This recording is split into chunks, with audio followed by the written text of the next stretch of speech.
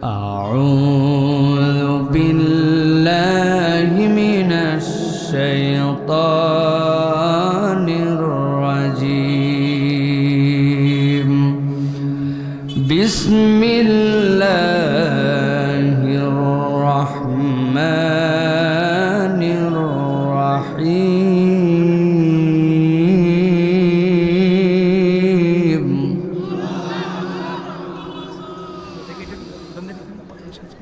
يوم يقوم الروح والملائكة صفا لا يتكلمون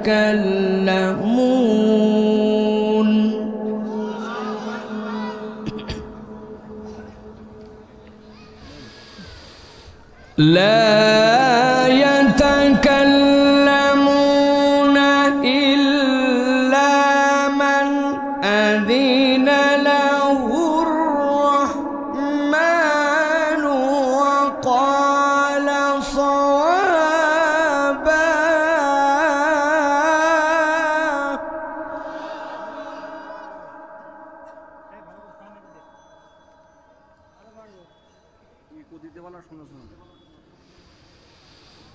إنا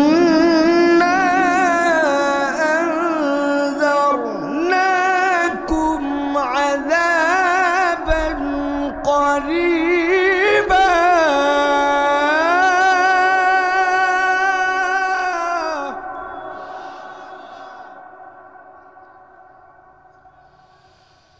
يوم ينظر المرء ما قدمت يداه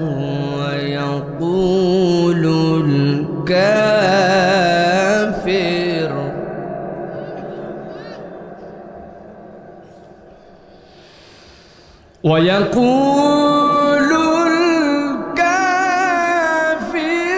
يا ليتني كنت ترابا.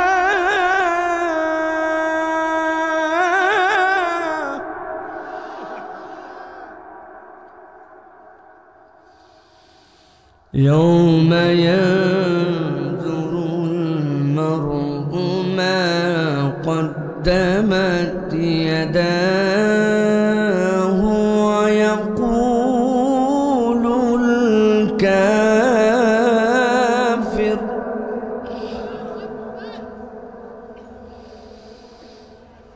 ويقول الكافر يا ليتني كنت ترابا.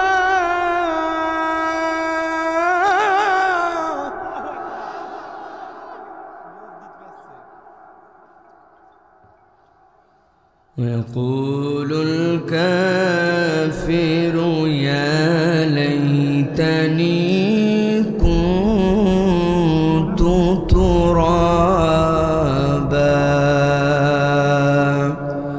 وقال الله سبحانه وتعالى آمرا ومخبرا للمؤمنين والمؤمنات إلى يوم القيامة إن الله وملائكته يصلون على النبي يا أيها الذين آمنوا صلوا عليه وسلموا تسليما. اللهم صل على محمد وعلى آل محمد كما صليت على إبراهيم وعلى آل إبراهيم إنك حميد مجيد. اللهم بارك على محمد وعلى آل محمد كما باركت على إبراهيم وعلى آل إبراهيم إنك إنك حميد مجيد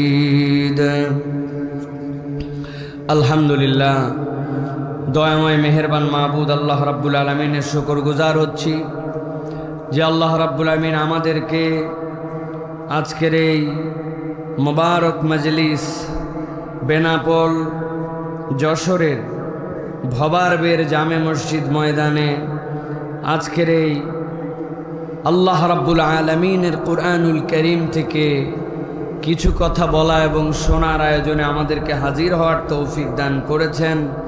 সেই রব্বুল আলামিনের কাছে তাঁরই শেখানো বাক্যে কালেমাতুর শুকর আদায় করি।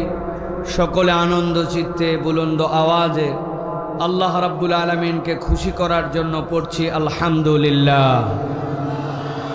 দরুদ এবং সালাম বর্ষিত হোক মানবতার মহান মুক্তির দূত আকায়ে নামদার তাজেদারে মদিনা আপনার আমার প্রিয় রাসূল জনাবে মুহাম্মদুর রাসূলুল্লাহ সাল্লাল্লাহু আলাইহি ওয়াসাল্লামের প্রতি। আজকের এই মোবারক মজলিসের সুযোগ্য সম্মানিত সভাপতি, আজকের এই মাহফিলের সম্মানিত আয়োজকবৃন্দ, আমার সামনে উপবিষ্ট সম্মানিত মুরব্বিয়ানে কেরাম, আমার প্রিয় তরুণ এবং যুবকেরা, বিশেষত কিছুক্ষণ পূর্বেই কথা বলেছেন আমাদের এই প্রিয় ভাই, আপনাদের এই অঞ্চলের মাটি এবং মানুষের গর্ব। আল্লাহ রাব্বুল আলামিন তাকে অল্প বয়সেই দ্বীনের দায়ী হিসাবে বাংলাদেশ এবং আশপাশের দেশে পরিচিতি দান করেছেন। আপনাদেরই সন্তান হাফেজ মাওলানা আরিফ বিল্লাল হাবিব দামাত বারাকাতুহুল আলিয়া। সে আমাকে অনেক মহব্বত করে জন্য যা নয় তাও অনেক কিছু বলছে। বড় ভাই যতটুক বলা যায় ধরে টরে ভালোবেসে বলছে আলহামদুলিল্লাহ। আল্লাহ রাব্বুল আলামিন তাকে দুনিয়া আখেরাতে কল্যাণ দান করেন, আমরা তার জন্য দোয়া করি। আর যারা আমার সামনে বসে আছেন, স্টেজে আছেন, বিভিন্ন পর্যায়ের ব্যক্তিবর্গ আছেন, আমি সকলকে একবার সালাম দিয়েছি। আরও একবার আপনাদের কাছে দোয়া পাওয়া এবং করার আশায় সালাম নিবেদন করি। আসসালামু আলাইকুম ওয়া রাহমাতুল্লাহ। আপনারা কেমন আছেন ভাই? আপনারা ভালো আছেন ভাই? আপনারা কোরআন শোনার মতো এনার্জি আছে তো আপনাদের? 60টা গরু জবাই হয়েছে এলাকায়, এনার্জি না থেকে পারে?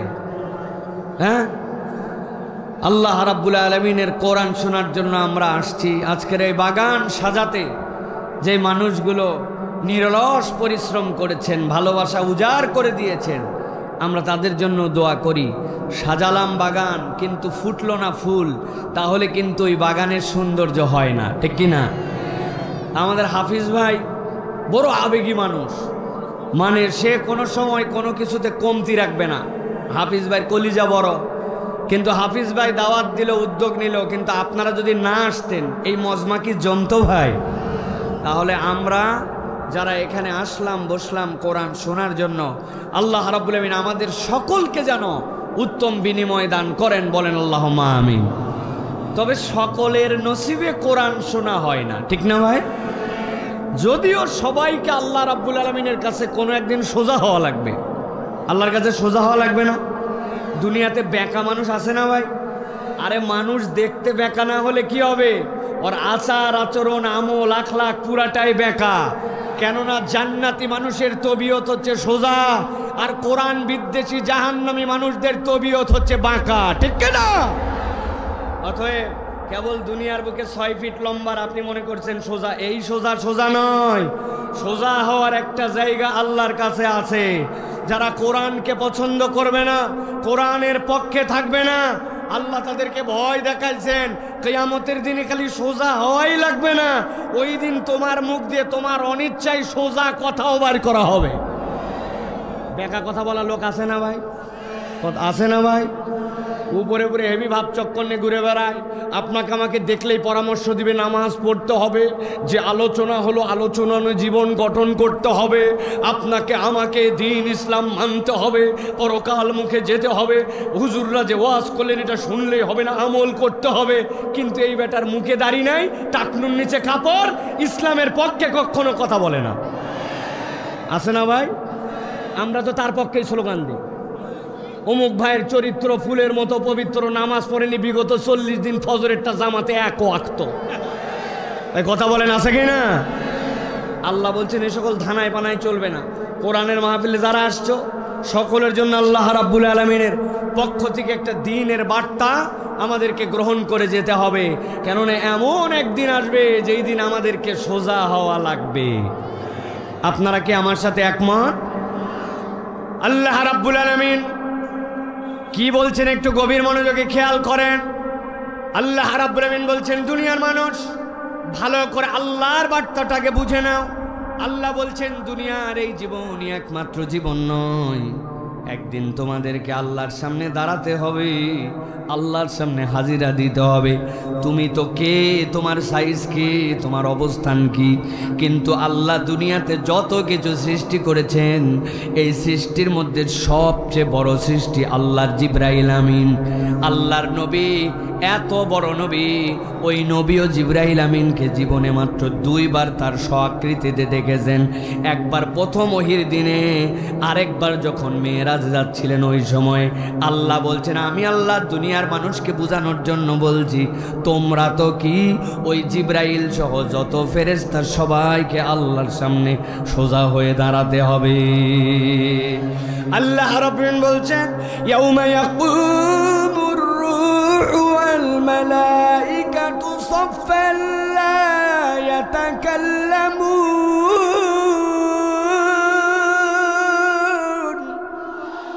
আমার রব্বুল আমিন বলছেন দুনিয়ার মানুষ ভালো করে শোনো, ইয়াউমা ইয়াকুমুর রূহ, এমন একদিন আসবে যেদিন জিবরাইল আমিন আর যত ফেরেশতা আল্লাহ বলছেন সবগুলাকে আল্লাহর সামনে সোজা কাতারে দাঁড়ায় যেতে হবে।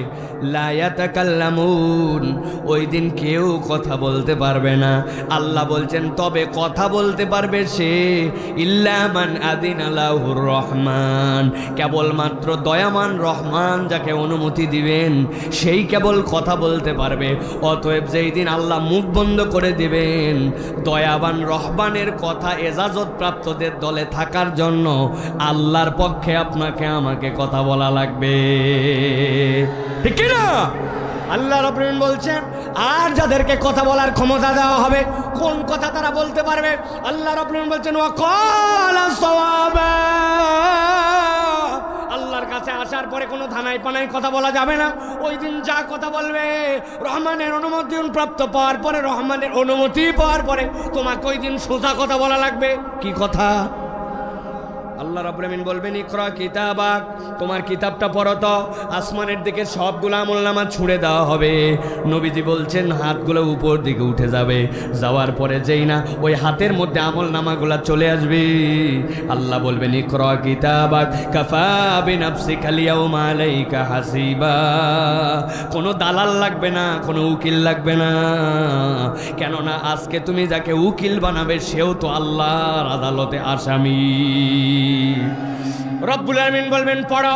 বান্দা যখন পড়তে শুরু করবে হঠাৎ করে বান্দা বলতে পারে রব্বুল আলামিন আমি তো অপরাধ করি নাই। আল্লাহ বলছেন আজকে তোমার মুখের কথা আর নাই। আল্লাহ সূরা ইয়াসিনের মধ্যে বলেছেন, সকলেই জানেন। আল্লাহ বলবেন আল ইয়াউমা নাখতিমু আলা আফওয়াহিহিম ওয়া তুকাল্লিমুনা আইদিহিম ওয়া তাশহাদু আরজুলুহুম বিমা কানু ইয়াকসিবুন। মুখকে বন্ধ করে দেওয়া হয়েছে, বান্দার পা সাথে সাথে চলতে শুরু করবে। রব্বুল আলামিন ও বলতেছে এই হারাম নাকি ও খায় নাই, কিন্তু আমি আল্লাহ পা সাক্ষ্য দিচ্ছি ও সকালবেলা কাজ যেটা পাইছিল ওইটা গভর্নমেন্টের কাজ ছিল, জনগণের সেবার জন্য। রাস্তার একটা কাজ হয়েছিল বেনাপুল টু যশোর, ওই রাস্তার কাজের জন্য নিয়ে গেছিল। রব্বুল আমিন সরকার তাকে বাজেটের মধ্যে দিয়েছিল 1 নম্বরের খোয়া দেওয়া লাগবে, 1 নম্বরের ওই জায়গাতে দেওয়া লাগবে তার জন্য পাথর, কিন্তু ও পাথর তো দেয় নাই। 3 নম্বর খোয়া দিয়েছে, যেই জায়গায় দেওয়া লাগবে বিটুমিন, যেই জায়গায় দেওয়া লাগবে ভালো মানের পিচ, ওই জায়গায় দিছে 2 নম্বর মোবেল, আর জায়গায় জায়গায় কেরোসিন। আর আল্লাহ যেই জায়গায় কথা ছিল তার মোটা মোটা রড দেওয়ার, ওই জায়গায় দিছে সে নিজের পক্ষ থেকে চিকন চিকন বাঁশ। মুখ বলবে না, বলবে তার পা। আল্লাহ ওই পর্যন্ত আমি নিয়ে গেছিলাম, এরপরে তার পেটের জবান খুলে যাবে।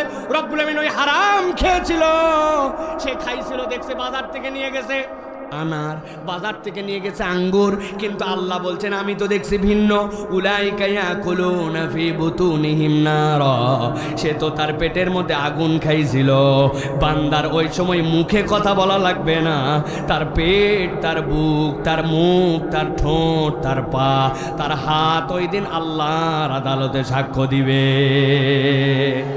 আল্লাহ রাব্বুল আমিন ওই জন্যই বলছেন দুনিয়ার মানুষ বলে ভালো করে বোঝো, ইল্লা মান আযিনা লাহুর রহমান ওয়া ক্বালা সাওয়াবা।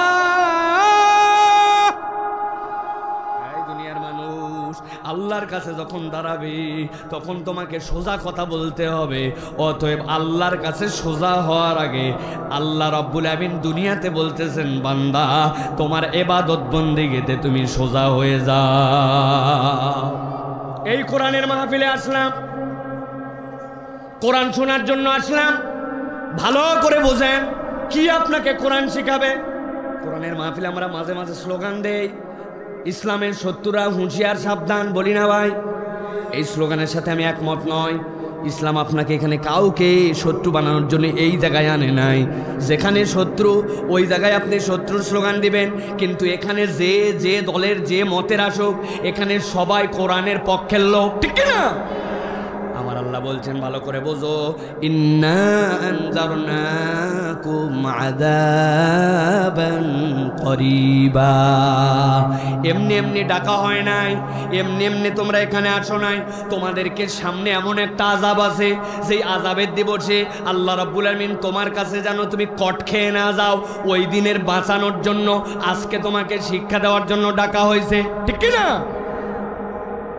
একটা যুবক আল্লাহর কাছে হয়তো দাঁড়াইছে, দাঁড়ানোর পর আমলনামা দেখছে, আল্লাহ তো মুখ বন্ধ করে দিয়েছে। আমলনামায় দেখতেছে তার পা বলছে রব্বুল আমিন। একদিন শীতের দিন, কুয়াশা আবহাওয়া, সকাল 7টার সময় সাইকেল চালায় প্রাইভেট পড়তে যাচ্ছিল। যাওয়ার সময় স্যারের বাড়িতে পৌঁছানোর আগে, কোচিং সেন্টারে যাওয়ার আগে রাস্তার একটা বাঁক ছিল, ওই বাঁকের কোনো একটা বাড়ি ছিল। ওই বাড়ির মধ্যে একটা বড় বড়ইয়ের গাছ ছিল। ওই বড়ইয়ের গাছের অর্ধেক বাড়ির ভিতর, অর্ধেক বাহিরে। ওই ছেলে ওইখানে গেল, আল্লাহ সাইকেল থেকে নামলো। নামার পরে সামনে তাকাইছে, দেখে কুয়াশা, কেউ নাই। পিছনেও একবার তাকাই, দেখে কেউ নাই। এরপরে আদলা একটা ঢেল পাইছে, ইটাটা নিয়ে মারছে বড়ইয়ের গাছে। বড়ইগুলা পড়ছে ঝরঝরায় শতখানি, সবগুলা নেয় নাই। বেছে বেছে রব্বুল আমিন, আমি হাত বলতেছি 10টা তুলছিল, 2টা মুখের মধ্যে চালান করে দিয়েছিল। এরপরে পেট বলবে রব্বুল আমিন বান্দা টক খাক, ঝাল খাক, মিষ্টি খাক, যত খাবার খাক, বিজ্ঞান বলতেছে আপনার পেটের মধ্যে জারক রস সবগুলাকে মন্ডু বানায়। এরপরে সবগুলাকে চিপ দেয়, চিপ দেওয়ার পরে সবগুলাকে সুগারে রূপান্তর করে দেয়। ওই সুগারের পরে ব্রেনে সার্কুলেট হয়, শরীরে যায়। রব্বুল আমিন ও খাইছিল 3-4টা বড়ই, ওই বড়ই অনুমতি নিয়ে খায় নাই। অতএব আজকের দিন আমি পেট বললাম, তার পেটের মধ্যে অবৈধ খাবার আছে। আল্লাহ তোমার বিচার আগে করতে হবে, তারপরে তাকে এখান থেকে দূর করো। আল্লাহ বলছেন ইন্না আনজারনাকুম আযাবান করিবা, তোমার তো এই কবরে শুরু হয়ে যাবে আযাবের পালা। অতএব ওই আযাব থেকে বাঁচার জন্য এই কোরআনকে তোমাকে দেওয়া হলো, ঠিক না? আবার আল্লাহ রাব্বুল আমিন বলছেন ইয়াউমা ইয়ানজুরুল মারউ মা কদ্দামাত ইয়াদাহু ওয়া ইয়াকুলুল কাফিরু ইয়া লাইতানি কুনতু তুরাবা। আমার আল্লাহ রাব্বুল আমিন বলছেন ভালো করে লক্ষ্য করেন, শব্দের দিকে তাকান, মনোযোগ দিয়ে কোরআন বোঝেন। আল্লাহ বলছেন ইয়াউমা, ওই দিবস, ইয়াউমা মানে আইয়াউমুল হিসাব, বিচারের দিবস। ইয়ানজুরু মুজারের সিগা আল্লাহ এখানে রেখেছেন, ওই হাসরের ময়দানে সে দেখবে বা দেখতেছে। আল্লাহ বলছেন কে দেখতেছে, ফাইল কে? ইয়াউমা ইয়ানজুরুল মারউ, আল্লাহ বলছেন যত বনি আদম সবাই দেখতেছে। কিন্তু অদ্ভুত ব্যাপার, সবাই দেখতেছে কিন্তু সবাই বলতেছে না। আল্লাহ বলছেন দেখতেছে সবাই আমলনামা, কিন্তু বলতেছে কেবল কারা? আল্লাহ বলতেছে ওয়াকুলুল কাফির। আল্লাহ মানুষের থেকে কাফেরদেরকে আলাদা করে ফেললেন। মানে কোরআন আসছিল, দিনের বুঝ আসছিল, মাহফিলের পরে মাহফিল তাদেরকে বুঝানো হয়েছিল, কোনো কথায় আমলে নেয় নাই, তারাই হচ্ছে অস্বীকারী। আল্লাহ বলছেন ওই কাফেররা কি বলতে শুরু করবে, কাফেররা বলতে শুরু করবে, ইয়া লাইতানি কুনতু তুরাবা, আজকে যদি আমাদের বিচার ফায়সালা না করে মাটি বানায় দেওয়া হতো আজকে বড় বেশি ভালো হতো। নবী বলছেন এত কিছু থাকতে মাটি হতে যাবে কেন? মুসনাদে আহমদের হাদিসের মধ্যে আল্লাহর নবী বলছেন, নবী আল্লাহ রাব্বুল আলামিন হাশরের ময়দানে সবাইকে পুনরুত্থিত করবেন, করার পরে রব্বুল আলামিন সামনে দাঁড় করাবেন দুইটা ছাগল অথবা দুইটা ভেড়া, যেই দুইটা ভেড়ার মধ্যে দুনিয়ার দুইটার শিং ছিল, একটার আরেকটার শিং ছিল না, যেইটার শিং আছে ও ইচ্ছা মতো শিং ছিল না, যেইটা ওটারে গুতাগুতি করছে, যেই না তারে গুতাইছে, গুতানোর পরে শিং নাই যেটারও তো কিছু বলতে পারে নাই। আল্লাহ হাশরের দিনে উঠাবেন, উঠানোর পরে যেটার শিং নাই ওইটার শিং উঠাই দিবেন। আমার নবী বলছেন এরপরে সে গুতাবে যেইটার শিং দিয়ে দুনিয়ায় গুতা দিছিল। এই দুইটা যখন বরাবর হয়ে যাবে রব্বুল আমিন সাথে সাথে বলবেন এখন সবগুলাকে মাটি বানায় দাও। বাহিমাতুল আনাম যতগুলো আছে সবগুলা মাটি হয়ে যাবে। যেই না মাটি হবে এইটা দেখে দুনিয়ায় যারা কোরআন মানে নাই, কোরআনের পক্ষে থাকে নাই, ওরাও বলবে হায় হায় আজকের দিনে যদি মাটি হইতাম তাইলে তো বড় বাঁচা বেঁচে যেতাম। আল্লাহ বলছেন ওই দিন মাটি হওয়ার সুযোগ নাই, আমল নামা অনুযায়ী তোমাদের বিচার হবে। অতএব কোরআন থেকে যেটা শুনতে আসছো হৃদয় লাগায় শোনো, জানা কথায় আবার শোনো, ওইটার মধ্যেও রব্বুল আলামিন তোমাদের জন্য কল্যাণ রেখেছে। আল্লাহ কোরআনে বলছেন, আমার কথা নয়, ফাযাক্কির ফাইন্না যিকরা, আল্লাহ বলছেন নবী আপনি স্মরণ করান, নিশ্চয়ই স্মরণ করা কি দিবে, তানফাউল মুমিনিন, যত ইমানদার হৃদয়ে যার ইমান আছে এই কোরআন থেকে উপকার দিবেই দিবে। আপনি হয়তো বুঝবেন না, কষ্ট হচ্ছে, মাটির বিছানা ভালো নয়, চিন্তা করতেছেন যেরকম মনে করছেন এরকম ওয়াজও হয় না, কিচ্ছু যায় আসে না, কিন্তু কোরআন থেকে যদি কথা হয় আপনার এই কোরআনের জিকির আপনাকে উপকার দিবেই দিবেই দিবেই দিবে। কেউ একজন আপনাকে এসে বলছে এলাকার আপনি মোটামুটি হাফিজ ভাই আছে না, একজন এমপি সাহেবের কাছে গেছে, যাওয়ার পরে শুনে কি এমপি সাহেব কথায় কথায় খালি হাফিজের কথা বলে। কেউ আছে হাফিজ ভাইকে বলছে জানিস তুই কি রে, তোর কথা খালি এমপি সাহেব বলে, হাফিজ ভাই ফুলে যাবে না ভাই। দেখছিস আমি যেমন তেমন ব্যক্তি নয়, এমপি আমার এনে আলোচনা করে, খুশি হওয়ার কথা ঠিক কিনা? কিন্তু ওই এমপিকে এসে কেউ যদি বলে আরে আমি প্রধানমন্ত্রীর বৈঠকে ছিলাম, প্রধানমন্ত্রী খালি আমাদের এই এমপির কথাই বলে, মাঝে মাঝে উদাহরণ হিসেবে তোমার কথা বলে, এমপি সাহেব আর মাটিতে থাকবে না, সে আসমানে উঠে যাবে, প্রধানমন্ত্রী আমাকে নিয়ে আলোচনা করে, ঠিক কিনা?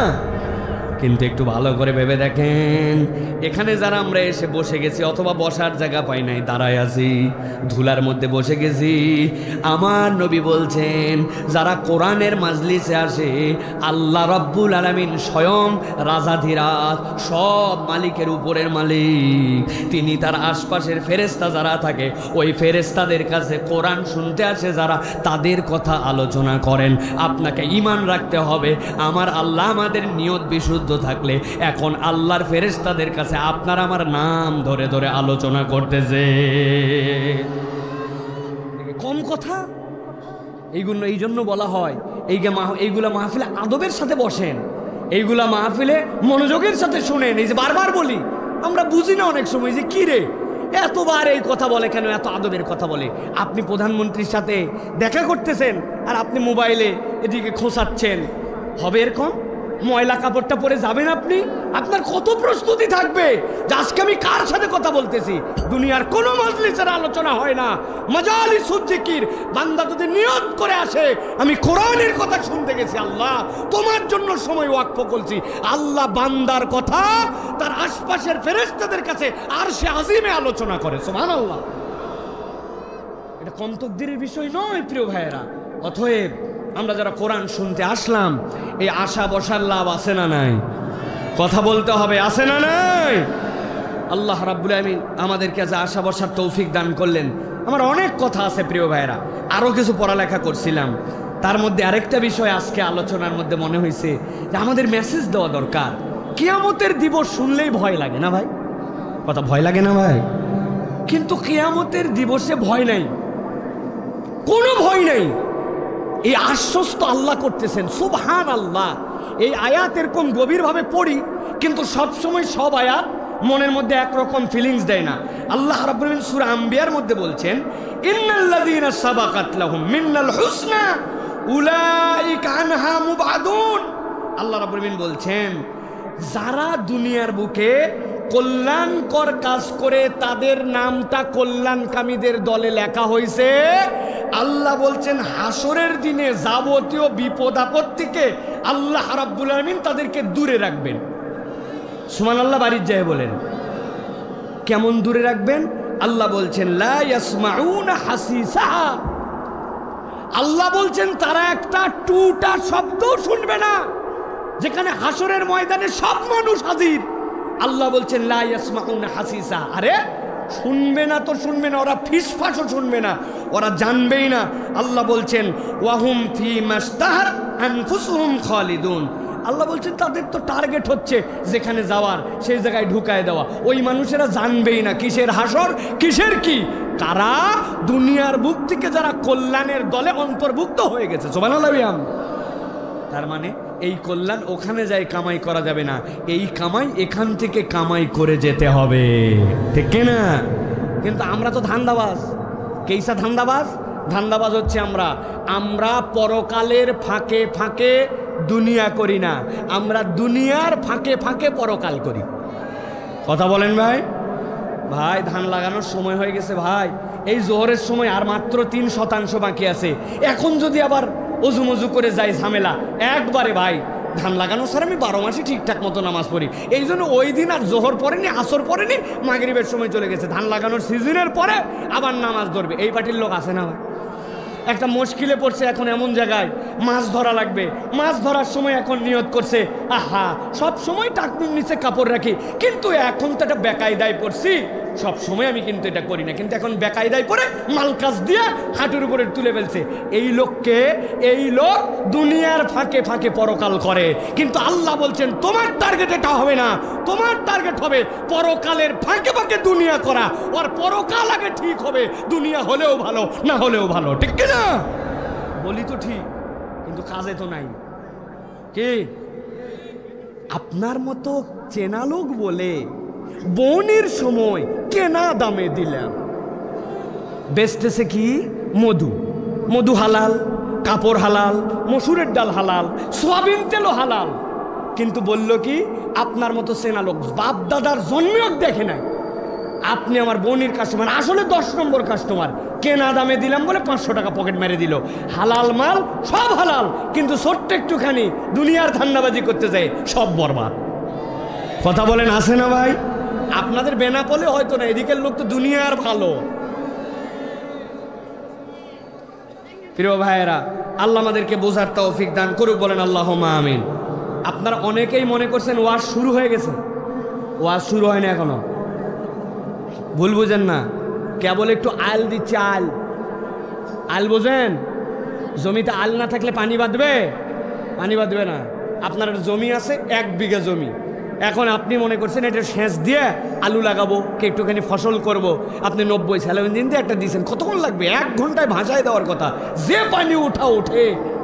কিন্তু যায় দেখেন মাগরিবের সময় মেশিন বন্ধ করবেন, দেখেন পানি বাঁধেনি। কিরে, জমি একটু ঢাল ছিল, পিছনে দেখেন আলের মধ্যে 1 হাত ওই জায়গায় নাই। আসল ঘটনা কি? আসল ঘটনা হচ্ছে আপনার জমির সাথে যার আল লাগানো, ওই লোক টাউট নাম্বার 1।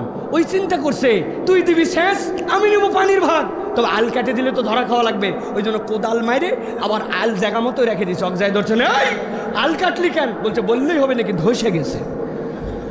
আছে না ভাই? অপরের ভুঁয়ের পানি নিজের ভুঁয়ে সিস্টেম করে নিল। এখন বলেন ভাই, আল যদি কাটা থাকে ওই জমিতে পানি বাঁধবে? ও ভাই পেছনে যারা আছেন আপনারা মনে হয় আমাদের সাথে না, আপনারা আমাদের সাথে তো একটু কথা বলেন। আনলি পানি কি বাঁধবে? তাহলে পানি বাঁধানোর জন্য কি লাগবে? পানি বাঁধানোর জন্য এই জমিটা বাউন্ডারি দেওয়া লাগবে আপনাকে আগে।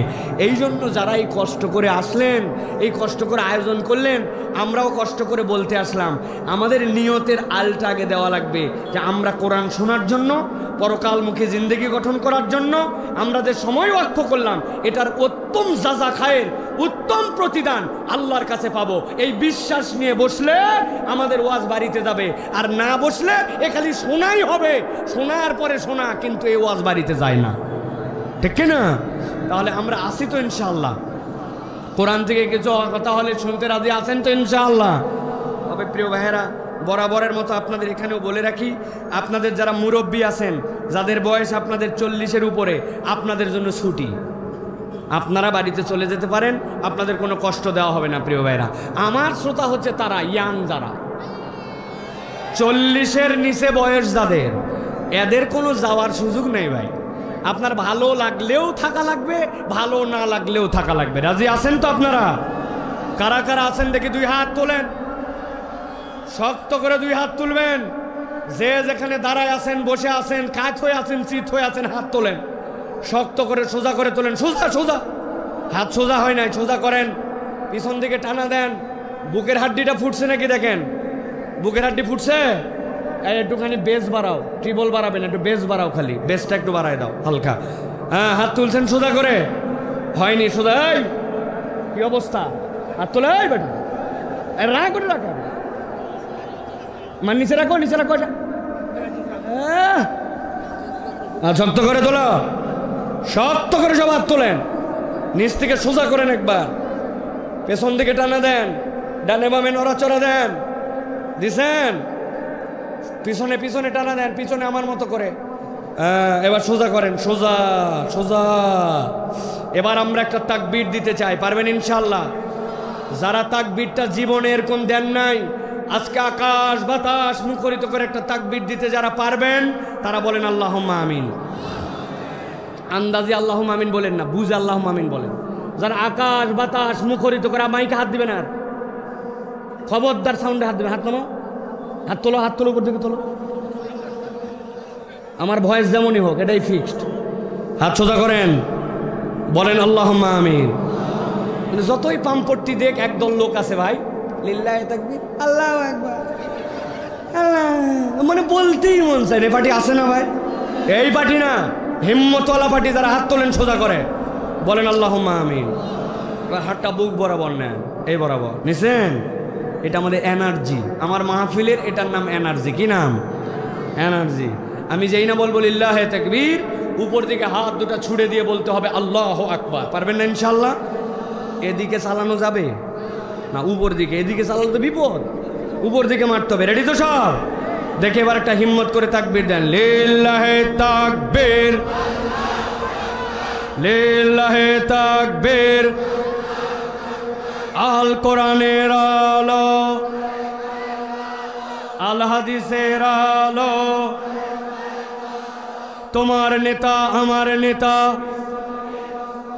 তোমার নেতা আমার নেতা, আলেম ওলামা যেখানে, লিল্লাহি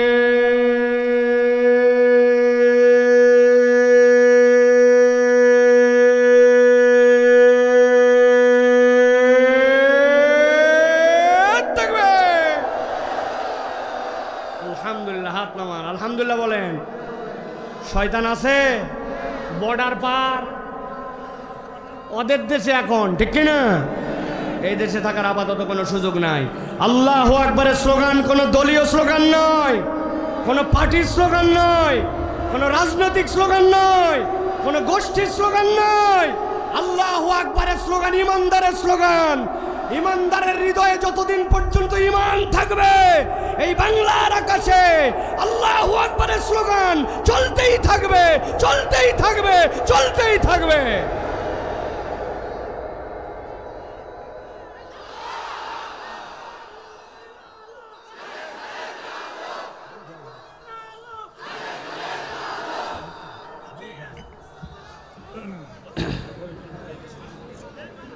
আলহামদুলিল্লাহ বলেন। রাগ করছেন আপনারা ভাই? আলহামদুলিল্লাহ। প্রিয় ভাইয়েরা, আর আমাদের হাতে বেশি সময় নেই, আমরা এখন মূল আলোচনার মধ্যে প্রবেশ করব ইনশাআল্লাহ। প্রিয় ভাইয়েরা, আমরা কোরআনুল কারীম থেকে কিছু কথাবার্তা শুনতে চাই, যে কথাবার্তাগুলো শুনলে আল্লাহ যেন আমাদের দুনিয়া আখিরাতে কল্যাণ দান করেন। এরকম কিছু কোরআন থেকে আমরা কথা শুনে ইনশাআল্লাহ আমরা বাড়িতে যাব। আল্লাহ যেন আমাদেরকে তৌফিক দেন, বলেন আল্লাহুম্মা আমিন। প্রিয় ভাইয়েরা, আজকে আমি কোরআনুল কারীমের 4টা আয়াতে কারিমা থেকে কথা বলবো। মুরব্বী, আপনার কথা আমি কয়েকবার শুনতে পাচ্ছি, আর কথা বলা যায়।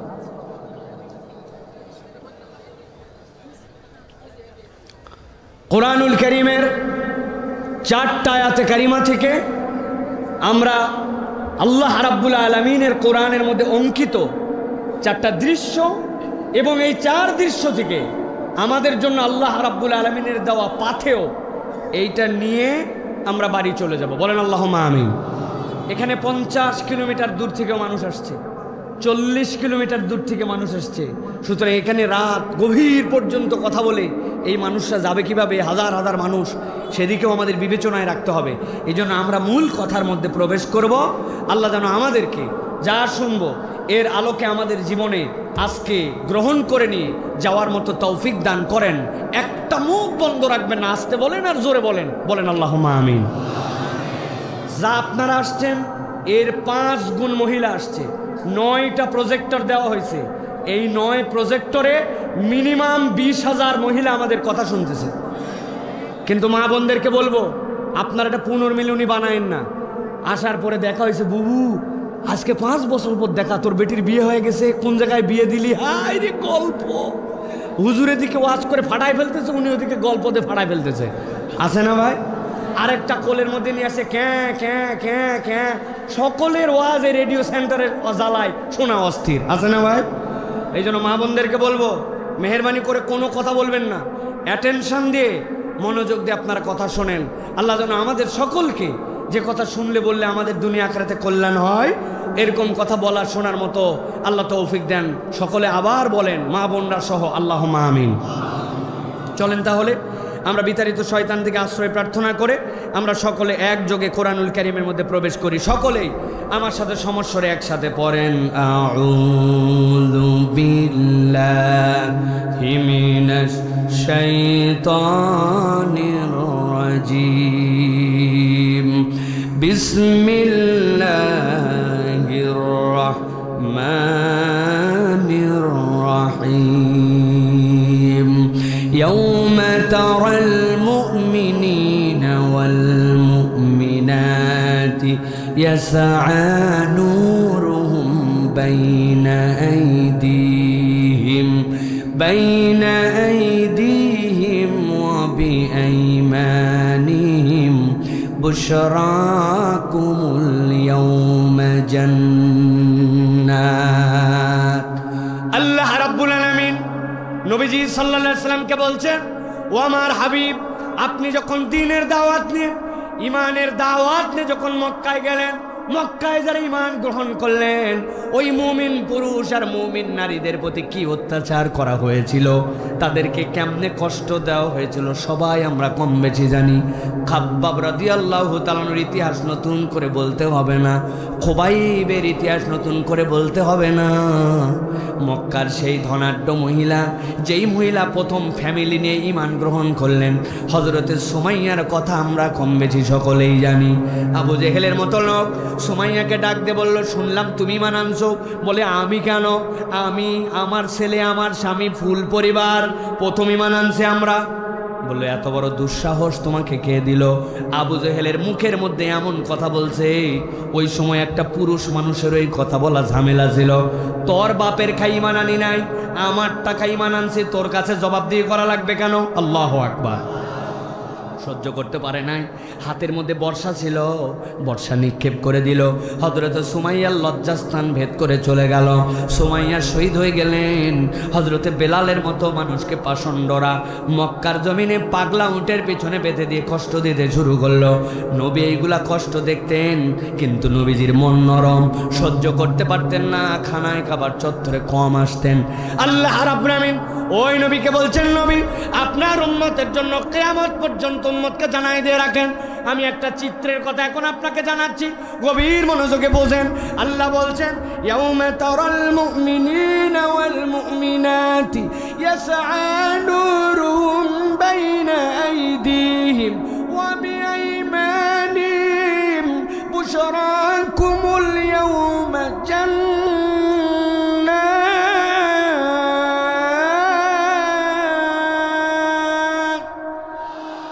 আল্লাহ রাব্বুল আমিন বললেন, নবী যেই না কিয়ামত হয়ে যাবে, কিয়ামতের দিনে আপনি আপনার ইমানদার পুরুষ আর ইমানদার নারীদেরকে দেখতে পাবেন। কি দেখতে পাবেন? আপনি দেখতে পাবেন যত ইমানদার পুরুষ আর যত ইমানদার নারী সবগুলার ডান থেকে আর সামনে থেকে একটা আলো দৌড়াদৌড়ি শুরু করবে। সেই না তাদের পাশ দিয়ে আলো দৌড়াদৌড়ি শুরু করবে, এই আলো এমন ফোকাস হবে, এই আলো দেশে জান্নাতের দিকে রাস্তা নিয়ে ফেলবে। সুবহানাল্লাহ। আল্লাহ বলছেন যেই না আলো পেয়ে যাবে ফেরেশতারা সাথে সাথে এসে পড়বে। আসার পরে তাদেরকে বলবে তোমরা একটু দাঁড়াও, রব্বুল আমিন তোমাদের জন্য 3টা অফার ঘোষণা করছেন। নবী দেখতেছেন আর আল্লাহ রব্বুল আমিন নবীকে দিয়ে দেখাচ্ছেন উম্মতের জন্য। ফেরেশতারা এসে বলবে বুশরাকুমুল ইয়াউম, আজকে 1 নম্বর তোমাদের জন্য জান্নাত, তাজরি মিন তাহতিহাল আনহার। দুনিয়ায় বান্দা মাটির উপর দিয়ে আর পানির উপর দিয়ে চলেছিলি, কিন্তু আজকে তোর পায়ের নিচ দিয়ে অনেকগুলো নহরমালা। নহর 1 বচন, নাহারান 2 বচন, আনহার জুমাই তাকসির, 2 এর উপরে কিন্তু সংখ্যা কেউ জানে না। নবীজি বলছেন এই শাহাদত আঙ্গুলিটা দিয়ে যেই না ঘুরাবে বান্দার শাহাদত আঙ্গুলির পাওয়ার এমন হবে কোটি কোটি মিলিয়ন মিলিয়ন তার পায়ের নিচ দিয়ে নহরমালাগুলা তার নখের ইশারায় আলপনার মতো জান্নাতে ঘুরে বেড়াবে। রব্বুল আমিন বলছেন খালিদিনা ফিহা যালিকা হুয়াল ফাউজুল আযীম।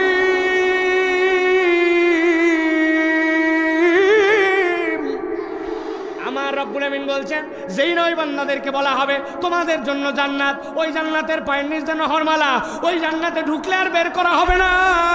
আল্লাহ বলছেন ফেরেশতারা তাদেরকে বলে দিবে দুনিয়ার বুকে তুমি হয়তো কিছুদিন মানুষের বাড়িতে কাজ করেছিলে, মানুষের জমিতে বর্গা খাটতে, হঠাৎ করে গেছো জমির মালিক তুমি হয়ে গেছো, 2টা বাচ্চা পড়ালেখা করে কর্মজীবী হয়ে গেছে, আগে মানুষের দোকানে কাজ করতে এখন নিজেই দোকানদার হয়ে গেছো।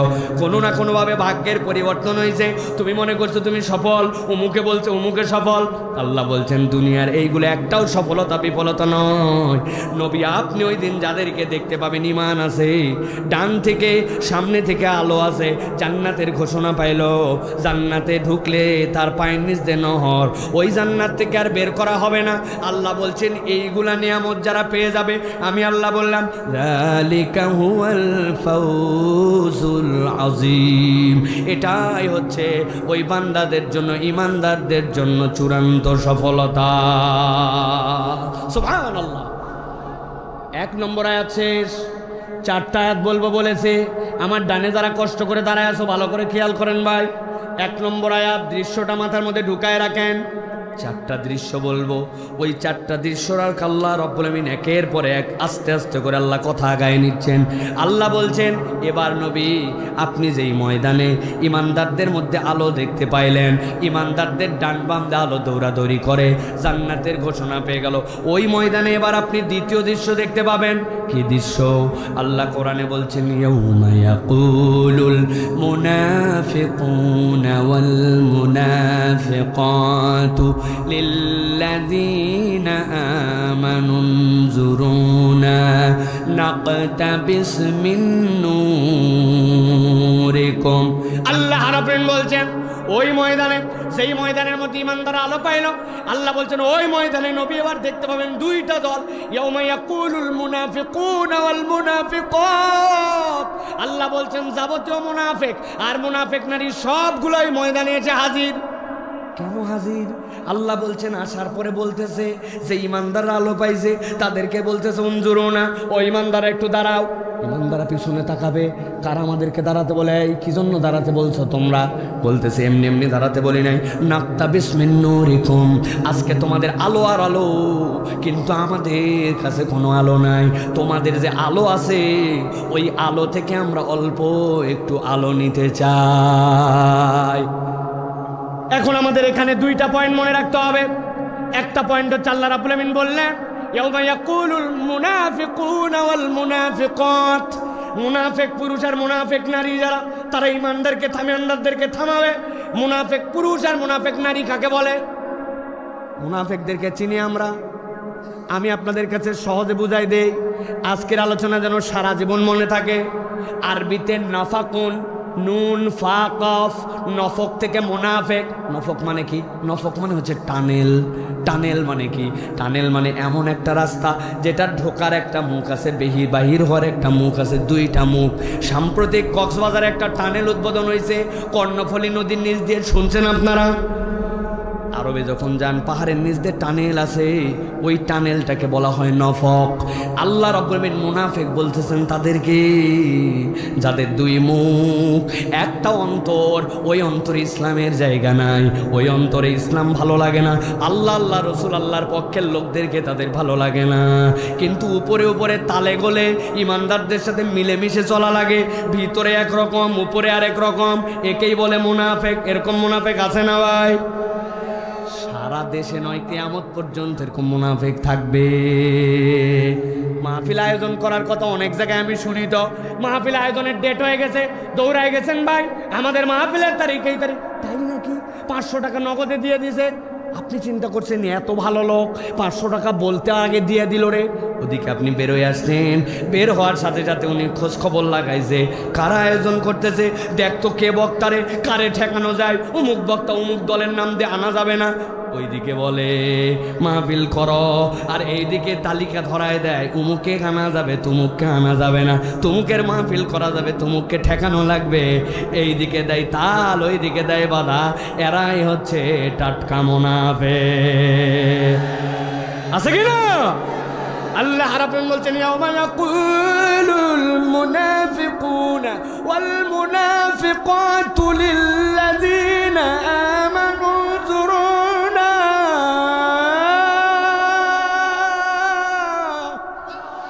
ও ইমানদাররা একটু দাঁড়াও।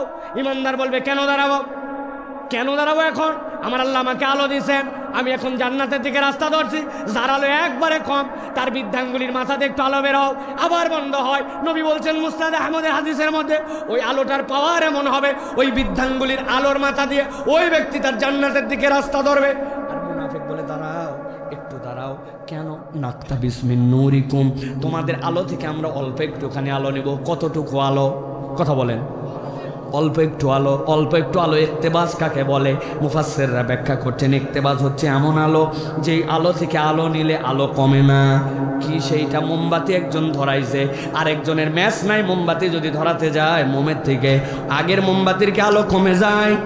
ওরা বলছে তোমাদের এত আলো, তোমাদের আলো থেকে আমরা অল্প একটুখানি আলো নেব। নাক্তাবিস মিন নূরিকুম, যেই না এই কথা ইমানদাররা শুনছে, তেলে বেগুনে ইমানদাররা জ্বলে উঠবে। সাথে সাথে বলছে কিলাইরজু ওয়ারাকুম, খবরদার ডিস্টার্ব করবি না, ডিস্টার্ব করবি না বলে দিলাম। ইরজিউ ওয়ারাকুম ফালতামিসু নূরা, এই আলোয় হাসরের ময়দানে আমরা কামাই করি নাই, এই আলো দুনিয়ার থেকে নিয়ে আসা লাগছে। অতএব আলো নিতে চাইলে দুনিয়ায় চলে যাও। ঠিক না? বলেন তো ভাই, বুঝে থাকলে। মুনাফিকদেরকে ইমানদাররা যে ঝাড়ি দিয়ে দিল, আলো নিতে চাইলে দুনিয়ায় যাও, হাসরের ময়দান থেকে কি দুনিয়ায় আসা যাবে? তাহলে কেন বলল তারা ইরজিউ ওয়ারাকুম ফালতামিসু নূরা? আমি বুঝানোর জন্য বলি, দেখেন তো মিলে কিনা আপনাদের সাথে।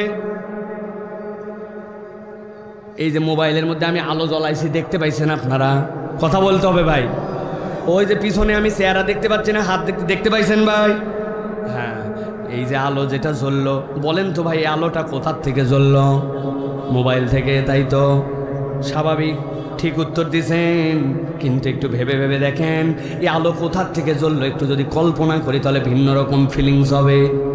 এক লোক বেনাপোল বাজারে গেছে, যাওয়ার পরে সকালবেলা দেখে কিরে পকেটের মধ্যে আমার মোবাইল, তো রিংটোন বাজে না কিন্তু পকেটে আমার মোবাইল কান্নাকাটি করে।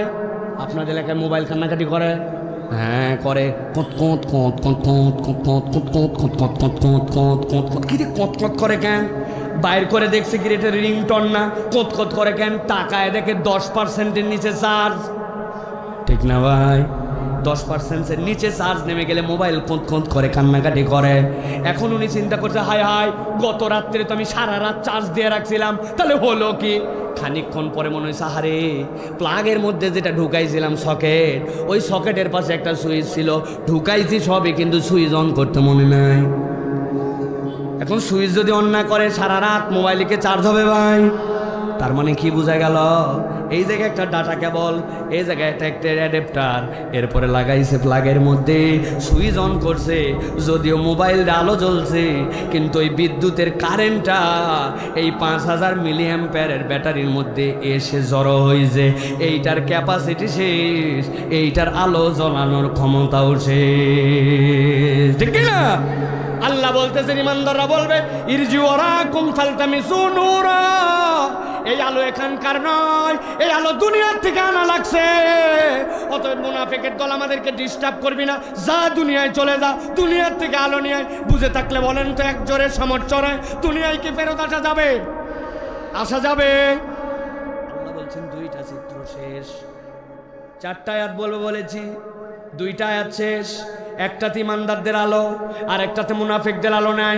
মুনাফিকরা আলো নেওয়ার জন্য ইমানদারদের কাছে গেছে, ইমানদার বলছে ডিস্টার্ব করবি না, দুনিয়ায় চলে যাও। এই পর্যন্ত বুঝছেন তো ভাই? চলেন তাহলে এবার 3 নম্বর আয়াতে।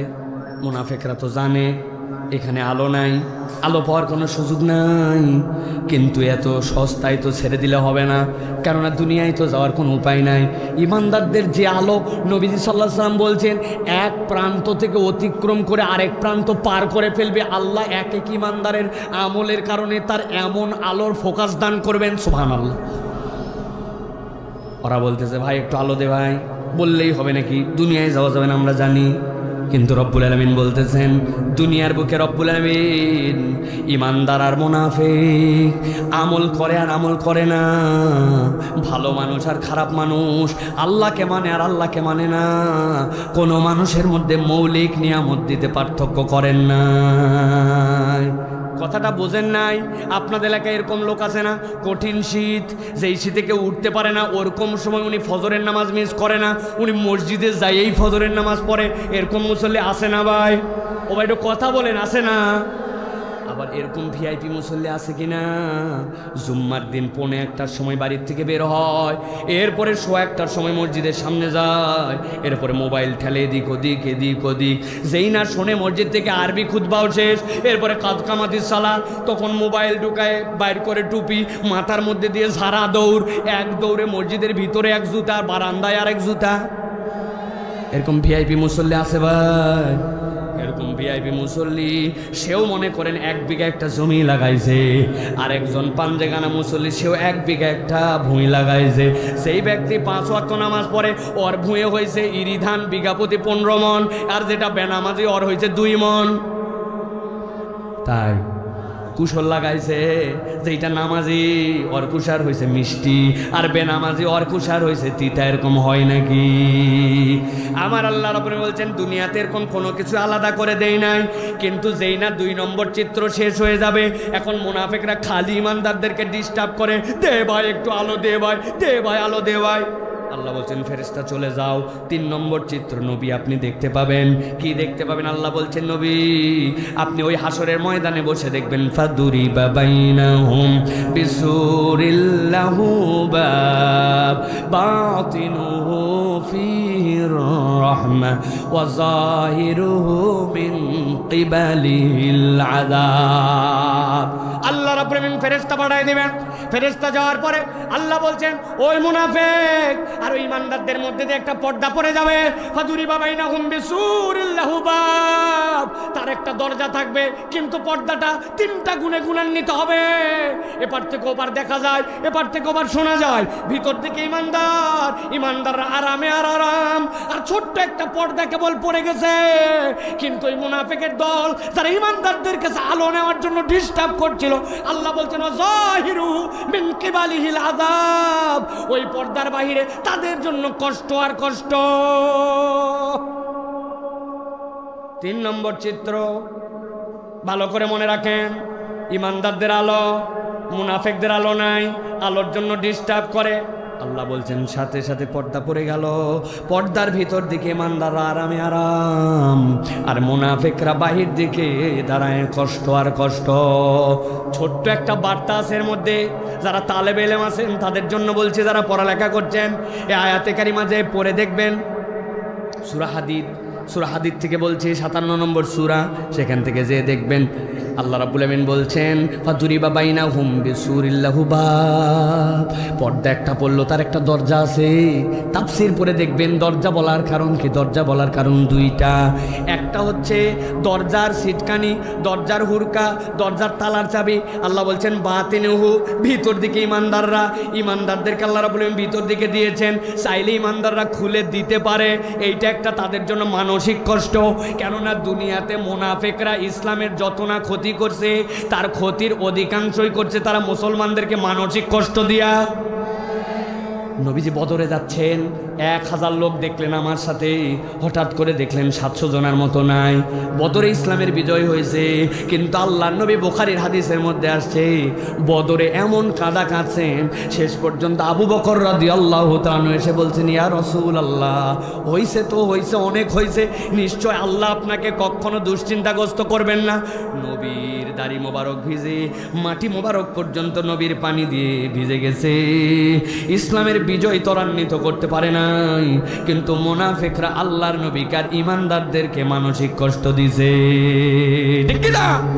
আল্লাহ বলতেন ফাদুরিবা বাইনাহুম বিসূরিল লাহু বাব, ওইখানে তাদের জন্য একটা দরজা দেওয়া হবে, ঈমানদাররা বুঝাবে দরজা চাইলে খুলতে পারি, কিন্তু আজকে তোমাদের জন্য আমরা খুলবো না। আল্লাহু আকবার। যারা খুলবে না তারা কারা? আমরা। বলেন কারা? আমরা কি মুনাফিক নাকি? বলেন কারা? আমরা। আল্লাহ বলছেন এই ঘটনা 3 নম্বর চিত্র নবী আপনি দেখে ফেলছেন, এখন এখানে 4 নম্বর দৃশ্যের অবতারণা হবে। শেষ আয়াত ভালো করে খেয়াল করেন।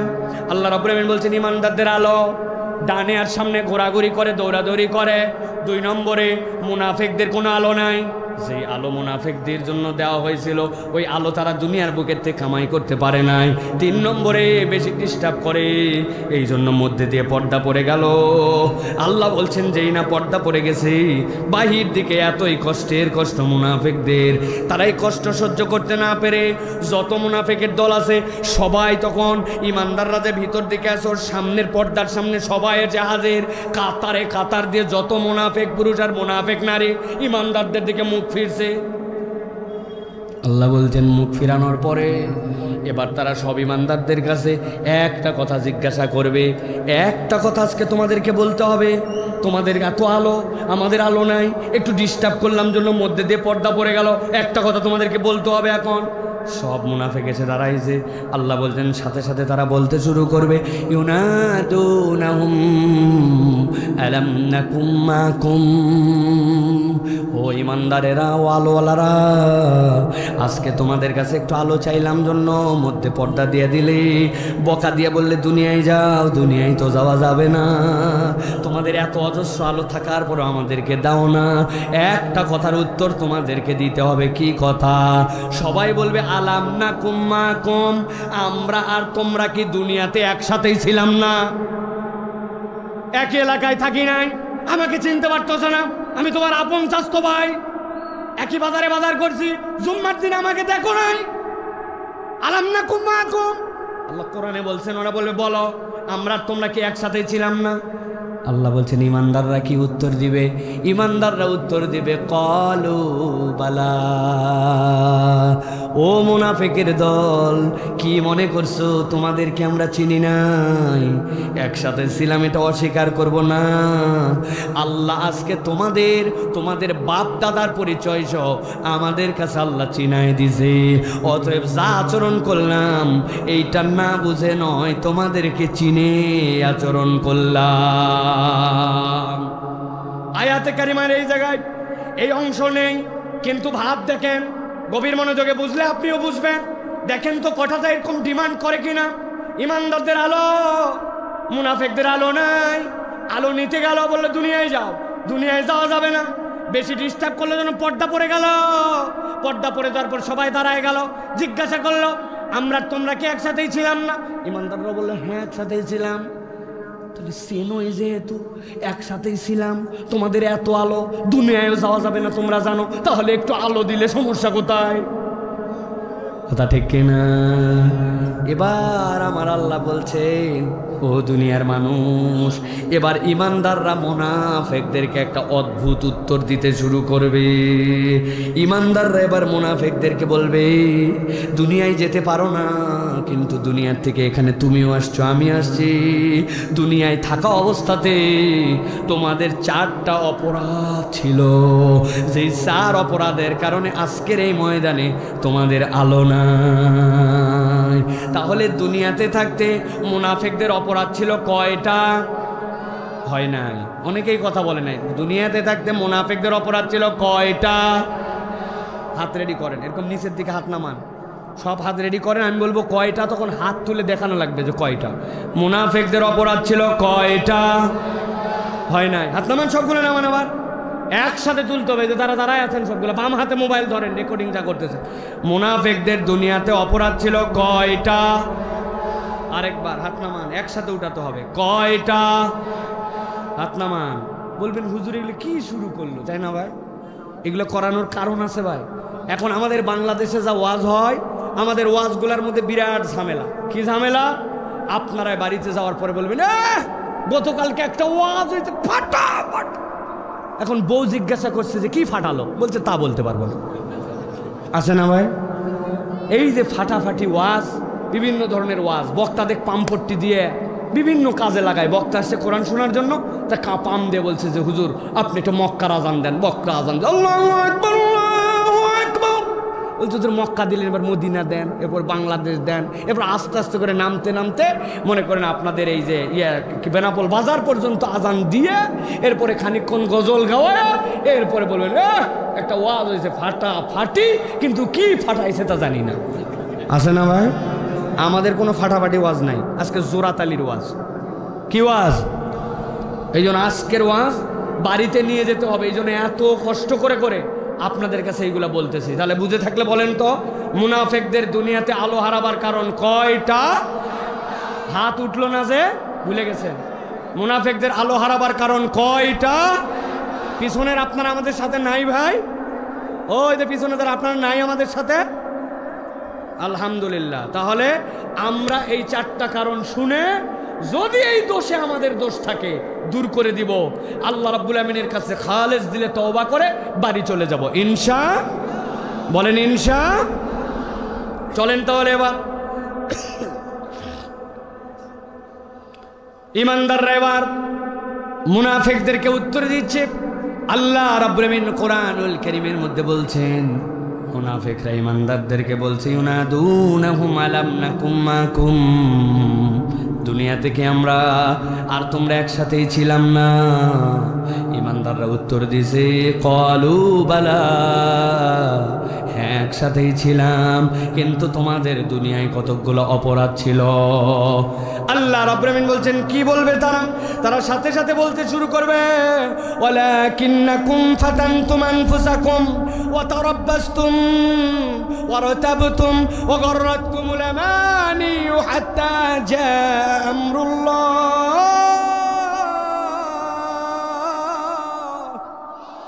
ওরা সাথে সাথে বলতে শুরু করবো মুনাফিকের দল, দুনিয়াতে 1 নম্বর তোমাদের অপরাধ ছিল ওয়ালাকিন্নাকুম ফাতানতুম আনফুসাকুম, দুনিয়াতে তোমরা নিজেরাই নিজেদেরকে এমন কতকগুলা পরীক্ষার মধ্যে ফেলেছিলে যেই পরীক্ষা আল্লাহ দেয় নাই, কিন্তু এই পরীক্ষাটাই তোমরাই নিজেরা নিজেদেরকে ফেলেছিলে। বুঝে থাকলে বলেন তো ভাই, দুনিয়াতে আমরা নিজেরা নিজেদেরকে কোনো পরীক্ষার মধ্যে ফেলি নাকি? ফলিত না, কিন্তু হিসাব মিলালে বুঝবেন দুনিয়াতে আমরা চলাফেরার ক্ষেত্রে এমন কতকগুলা পরীক্ষায় নিজেদেরকে ফেলি যেই পরীক্ষা আল্লাহ দেয় নাই, বান্দা নিজে নিজেকে পরীক্ষা করে।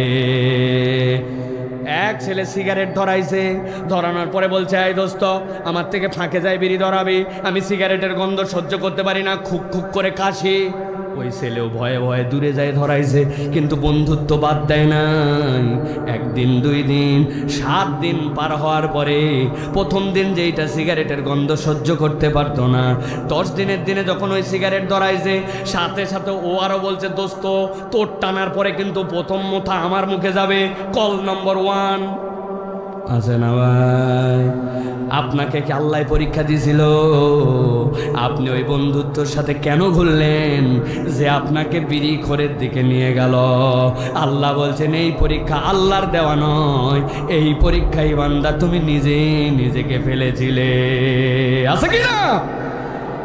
যখন ঈদের সিজন এসে গেছে, বড় একটা অনুষ্ঠান লাগছে, বিরাট বড় পার্টি, তখন বলছে দোস্ত আগের মতো আর বিড়ি খায় জোশ আসে না, কি করা লাগবে? বলছে বুদ্ধি পাইছি, তুই আগে বিড়ির ভিতরে মাল বাইর কর। ও ঠোকা দিয়ে বিড়ির ভিতরে মাল ফেলাই দিছে, ও পকেটতে পুরিয়া বের করে কুচকুচ করে কাটে ওর মধ্যে ঢুকাইছে। ঢুকানোর পরে বলছে দোস্ত এবার বুঝবি খেলা। কি খেলা? বলে একটা নেতে যেমন তেমন, দুইটা নেতে রাজা, তিনটা নেতে এমন ফিলিংস পাবি বেনাপোল অঞ্চলে উহার নাম কাজা। আছে কি না? আপনাকে বিড়িখোর বন্ধুর সাথে ঘুরতে কি আল্লাহ বলছিল? আপনার এই পরীক্ষা আল্লাহ দেয় নাই। ওয়ালাকিন্নাকুম ফাতানতুম আনফুসাকুম, তুমি নিজেই নিজে ওই পরীক্ষার মধ্যে ফেলছিল। এই দোস্ত কই যাস? 3:58 আর 2 মিনিট আছে দোস্ত, আসরের নামাজটা জামাতে ধরবো। বলছে শোন, আজকে অনেকদিন পর বড় ভাইয়ের থেকে বাইক পাইছি, উঠবি, ডাইরেক্ট বেনাপোল রোডে একটা টেস্ট দিয়ে আসবো। বলছে দোস্ত নামাজ পড়ে উঠতেছি। বলে রাখ তোর নামাজ, প্রত্যেক দিন আসরের নামাজ থাকবে, কিন্তু প্রত্যেক দিন বাইক পাওয়া যাবে না, উঠলে উঠ, না হলে অন্য বন্ধু নিয়ে যাব। ও চিন্তা করছে তাই তো, নামাজ প্রতিদিনই থাকবে। ফেতনার মধ্যে পড়ে গেছে, বাইকে উঠছে, একদিন 2 দিন, 1 ওয়াক্ত 2 ওয়াক্ত, নামাজি বন্ধু বেনামাজি হয়েছে। এই পরীক্ষা আল্লাহ দেয় নাই, এই পরীক্ষায় আমরা নিজেরাই নিজেদেরকে ফেলি, ঠিক না? আল্লাহ বলছেন ওয়ালাকিন্নাকুম ফাতানতুম আনফুসাকুম। বলতে থাকলে এরকম করে আমি অনেকক্ষণ বলতে পারবো, তবে ভালো করে বোঝেন, এইটা গেল একটা দিক। আরেকটা দিক আছে আমলের সাথে আকীদার দিক। ওই পরীক্ষার মধ্যেও বান্দা পড়ে। আমলের পরীক্ষার পরে কেমন করে আকীদার প্রশ্নে পড়ে খেয়াল করেন তো। অনেক দিন ধরে বাচ্চাটা ভালো হয় না, রোগ ডাক্তার দেখান সারে না, বাচ্চাটা বিদেশে যাবে চেষ্টা করতেছে, হয় না। একজন বলছে গাধা, এত চেষ্টা করার কি আছে? আমি কিছুদিন আগে শাহজালালের মাজারে যাই 21,121 টাকার 10 কেজি পোলাওয়ের চালের মান্নত দিয়ে আসছিলাম, কাম বাদে গেছে। তুইও যা। দৌড়াই চলে গেছে মাজারে। জিজ্ঞাসা করছেন কি রে? মাজারওয়ালা তোর রোগ ভালো করে, মাজারওয়ালা তোর অসুখ ভালো করে। দা মাজারওয়ালা কেমন করে অসুখ ভালো করবে? পীর সাহেব কেমন ভালো করে? গেলি কেন? বলে শোনো, মাজারওয়ালা বড় আল্লাহর ওলি, উনার কাছে মান্নত দিলে উনি খুশি হয়, উনি খুশি হলে আল্লাহ খুশি হয়। আল্লাহ দেয় কিন্তু একটু বাবার মাধ্যম দিয়ে দেয়। আপনি যদি এই ইমানদার হন, আপনার ইমান আর আবু জেহেলের ইমানে পার্থক্য না। বলবেন হুজুর কোথার থেকে পাইলেন? দেখেন তো কোরআন আপনাকে কি বলছে, ভালো করে খেয়াল করেন। আল্লাহ রাব্বুল আলামিন কোরআনুল কারীমের মধ্যে বলছেন, আবু জেহেলের কাছে যে জিজ্ঞাসা করেন, আম্মাই ইয়ামলিকুস সামা ওয়াল আবসার মাইয়ারযুকুকুম মিনাস সামাই ওয়াল আরদ। আসমান থেকে, আবু জেহেল বলতো, আসমান থেকে তোকে রিজিক দেয় কে? জমিন থেকে রিজিক দেয় কে? তোর চোখের মালিক কে? তোর কানের মালিক কে? আল্লাহ বলছেন উত্তর দিতে এক মুহূর্ত দেরি করবে না, ঠোঁটের আগায় রেডি আছে। কতসিন সাওফা সায়াকুলুন আল্লাহ, বলবে বলো কি? আল্লাহ খাওয়ায়, আল্লাহ মারে, আল্লাহ চোখ দিছে, আল্লাহ শোনায়, সবই আল্লাহ দেয়। তো লাতুজ্জামানা থবলের কাছে কেন যাও? আমি দেখলাম ওইখানে যাই মান্নত দিলে, ওইখানে যাই ছাগল জবাই করলে, ওইখানে যাই দুধ দিয়ে ধোয়ায়, ওই দুধ খালি কেন? বলে ও বুঝো নাই, আল্লাহ সূরা জুমারের মধ্যে বলছেন লিয়ুকাররাবুনা ইলাল্লাহি যুলফা। ওরা আমাদের ভালো করতে পারে না, মন্দও করতে পারে না, তবে লাতের আল্লাহ রাব্বুল আমিনের ফেরেশতার প্রতিকৃতি, মানাত হচ্ছে আল্লাহর অমুক পয়গম্বরের প্রতিকৃতি। অতএব এগুলো আল্লাহর প্রিয়। লাতের কাছে দিলে লাত খুশি হয়, লাত খুশি হলে আল্লাহ খুশি হয়। আল্লাহ দেয় কিন্তু লাতের মাধ্যম দিয়ে দেয়। মানাতের কাছে দিলে আল্লাহ রোগ সারাই, কিন্তু মানাত খুশি হয়, আল্লাহকে বলে। আল্লাহ দেয় কিন্তু মানাতের মাধ্যম দিয়ে দেয়। আল্লাহ বলছেন ওয়াহুম মুশরিকুন, যতই আল্লাহ খালিক আল্লাহ মালিক বলুক না কেন, তাদের ঈমান আনা হয় না। এখন আপনি যতই দাড়ি টুপি জুব্বা নিয়া কোরআন আমার কালেমা আমার বলেন, আর যদি আপনি মনে করেন কোনো মাজারওয়ালা আপনার ভালো মন্দ করতে পারে, কোনো জায়গায় মান্যত দিলে আপনার জন্য এটা কল্যাণ অকল্যাণ নিয়ে আসতে পারে, আপনার দাড়ি টুপি জুব্বা হাজার থাকুক, আপনি ইবাদতের মধ্যে ওসিলা বানাইলে, আল্লাহ ছাড়া কাউকে ওসিলা মানলে, আপনার হাসর নাসর আর আবু জেহেলের হাসর নাসর একসাথে হবে। বুঝে নেন, ভালো করে বুঝে নেন। বলবেন হুজুর আমার দোষ কোথায়? আমরা মূর্খ মানুষ। আমরা এলাকার মানুষকে একজন হুজুর বুঝাইছিল, বুঝায় আমাকে এই কাজ করছে। আল্লাহ হুজুরকে ধরেন। আল্লাহ বলবে এ এমন ঔষধ, যে ওষুধে হুজুরকে ধরা হবে না, যে খাইছে তাকে ধরা হবে। উদাহরণ দিয়ে একটা দিব, রাগ করবেন না তো। আপনার এলাকায় এক লোক ভীষণ অসুস্থ, খুব কাছে, খালি কাছে লোকজন বলছে তোর মনে যক্ষা হয়েছে কিনা, তুই যা তো ডাক্তার দেখা। চলে গেছে। যাওয়ার পরে মেডিকেলে ডাক্তার দেখাইছে, ডাক্তার বলছে আপাতত 2টা ওষুধ দিলাম, 3 দিন পর আপনার টেস্ট করা হবে, যদি না সারে এই ওষুধগুলো নিয়ম করে খান। ও বলছে বাবা আমি মূর্খ মানুষ, আমি পড়ালেখা জানি না, ওষুধ কয় চামচ খাবো কখন খাবো এগুলো বুঝবো কেমনে? ওই দোকানে যাই বলবেন আমি পড়ালেখা জানি না, দেখেন কেমনে আপনারা ওষুধ দেয়। ও দোকানে আসছে, বলছে বাবা আমি পড়ালেখা জানি না, 3 ওষুধ কখন কি খাবো পড়ালেখা জানি না, বুঝবো কেমনে? প্রেসক্রিপশন লিখে দিতে বলছে। টেনশন করেন না চাচা, এই দেখেন এই যে আপনার বোতল, 1 টান 2 টান 3 টান, মানে 3 বার কোনা কাটে দিলাম এটা খাওয়ার আগে, আর যেটা কোনা কাটানো এটা খাওয়ার পরে। বুঝছেন? কইরি পানির মতো সোজা আছে না। আসার পরে রাত্রেবেলা কাশতে কাশতে 2 চামচ ওষুধ খাইছে। খাওয়ার পরে বাড়ির বারান্দায় জানালা আছে, ওই জানালার মধ্যে বোতল রেখে দিয়ে শুইছে। রাত্রেবেলা যখন ওষুধ খাইছে, ওনার ছোট একটা মেয়ে আছে বাড়িতে, 5-6 বছরের বাচ্চা, ওষুধ খাওয়াই দিবে আব্বাকে, খুব শখ। ছোট বাচ্চারা বাপেকে ওষুধ খাওয়ায়, মায়ের ওষুধ খাওয়ায়, ঠিক না ভাই? আছে না? সকালবেলা ওনার একটা ছেলে জমি লাগাইছিল, একটুখানি সিম লাগাইছে, বেগুন লাগাইছে, একটুখানি হালকা করে টমেটো হয়েছে, ওগুলোর মধ্যে আবার পোকা হয়েছে। চিন্তা করছে একটু সকালবেলা বিষ দিয়ে আসে, বিষ স্প্রে করে যে ইন্ডিলের বোতল, ওই বোতলটা ওই সিরাপের বোতলের দ্বারে জালনার পাশে রেখে দিয়েছে, দিয়ে গোসল করতে গেছে। এদিকে তো সকালবেলা আবার কাশি উঠছে, ওই কাশির ঠালোয়ার বাচ্চাকে বলছে আব্বা ওষুধ আনতে পারবি, বলতে দেরি, দৌড় দিতে দেরি নাই। ছোট মানুষ কথা শোনার জন্য লাভ দেখেছে, যাওয়ার পরে 2 চামচ ঢালে আনছে। ইন্ডিলের একটা গন্ধ আছে, কিন্তু বাচ্চা অত বোঝে নাই। এই মুরব্বিও কাছতে কাছতে ঢক করে মেরে দিছে, মারার পরে বুঝছে এটা তো সিরাপ না, এটা তো ইন্ডিল খাইছে 2 চামচ। বুঝে থাকলে বলেন তো ভাই, ভুল করে 2 চামচ যদি ইন্ডিল খায় তাহলে বিষ কাজ করবে না? করবে না? একদম বুঝে সুঝে উত্তর দিবেন, আজগবি উত্তর দিবেন না। কাজ করবে না? করবে না? কেমনে করবে ভাই? মূর্খ মানুষ, পড়ালেখা জানে না, মাসুম বাচ্চা দিছে, নিয়ত সহি ছিল, তারপরেও তো বিষ কাজ করবে।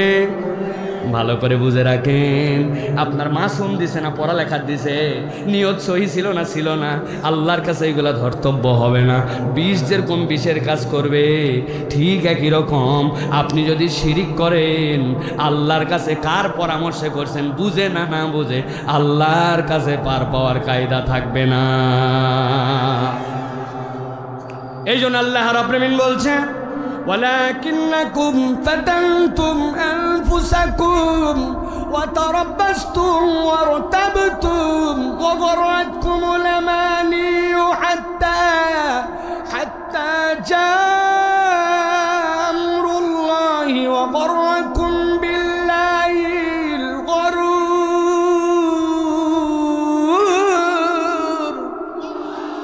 আমার রব্বুল আমিন বলছেন, ও দুনিয়ার মানুষ, 1 নম্বর ইমানদাররা বলবে ও মুনাফিকের দল আলো দিতে চায়, কিন্তু দুনিয়ায় তুমি এমন পরীক্ষায় ফেলছো যেই পরীক্ষা আল্লাহ তোমাকে দেয় নাই। ওই পরীক্ষায় পড়ার কারণে দুনিয়ার বুক থেকে আজকে তুমি আলো হারা। 2 নম্বরে এবার ইমানদাররা বলবে তারাব্বাসতুম, তোমাদের 2 নম্বর অপরাধ কি? ইমানদাররা বলবে 2 নম্বর অপরাধ হচ্ছে তোমরা আল্লাহর দিকে আসার ক্ষেত্রে দীর্ঘসূত্রিতা করতে। দীর্ঘসূত্রিতা মানে কি? আল্লাহর দিকে আসার ক্ষেত্রে কোনো আহ্বান করা হলে, কোনো বিধান জানার পরে ইনশাল্লাহ ধরবনি, করবনি, এই শুরু করলাম, করে ফেললাম, এরকম করে প্রতীক্ষা করায়। এই রোগে কি আমাদের রোগাক্রান্ত আছে কি নাই? বাচ্চার একটা ইমাম সাহেব হাত ধরছে, চলো বাবা আসরের নামাজে যাই। 100 ধাপ যাওয়ার পরে বলছে হুজুর আজকে কি বার? হুজুর বলছে 1 থাপ্পড় দেবো বেটা, তোকে নিয়ে যাচ্ছে আসরের নামাজে, তুই বার বলিস কেন? বলছে হুজুর একটু বলেন না কি বার? বলছে আবার বলে কথা, আমি বলছি তোকে আসরের নামাজে নিয়ে যাই। বলছে হুজুর আল্লাহর কিরা করে বলতেছি, আপনি একটু বলেন একটু কি বার আজকে? হুজুর বলছে আজকে সোমবার।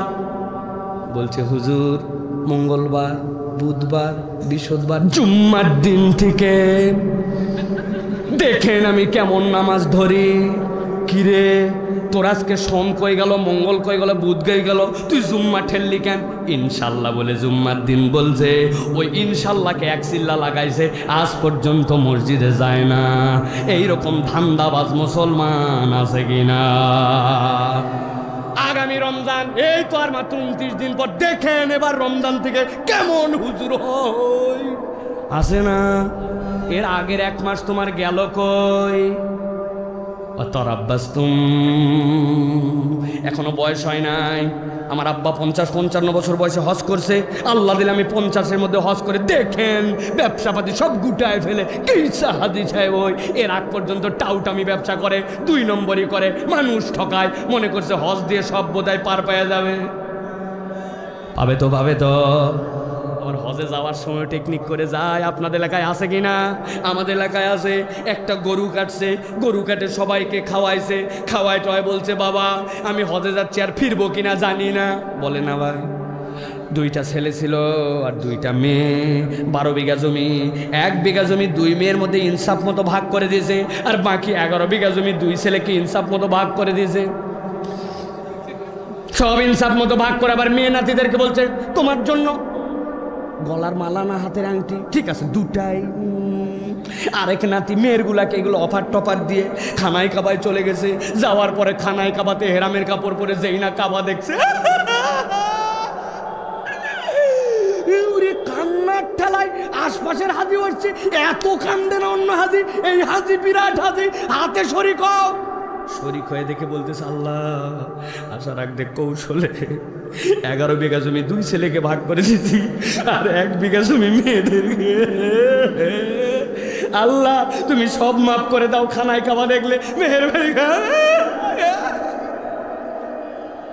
আমার আল্লাহ রাব্বুল আলামিন ফেরেশতা এখন নামাবে না, কিন্তু যদি ফেরেশতা নামাইতো রব্বুল আমিন ওই হাজিরের থাপড়ায় বলতো ও ভণ্ড হাজি তুমি নামাজ মিস করছো, আল্লাহর কাছে ক্ষমা চাও, বান্দার হক নয় এটা আল্লাহর হক, আল্লাহ মাফ করে দিবে।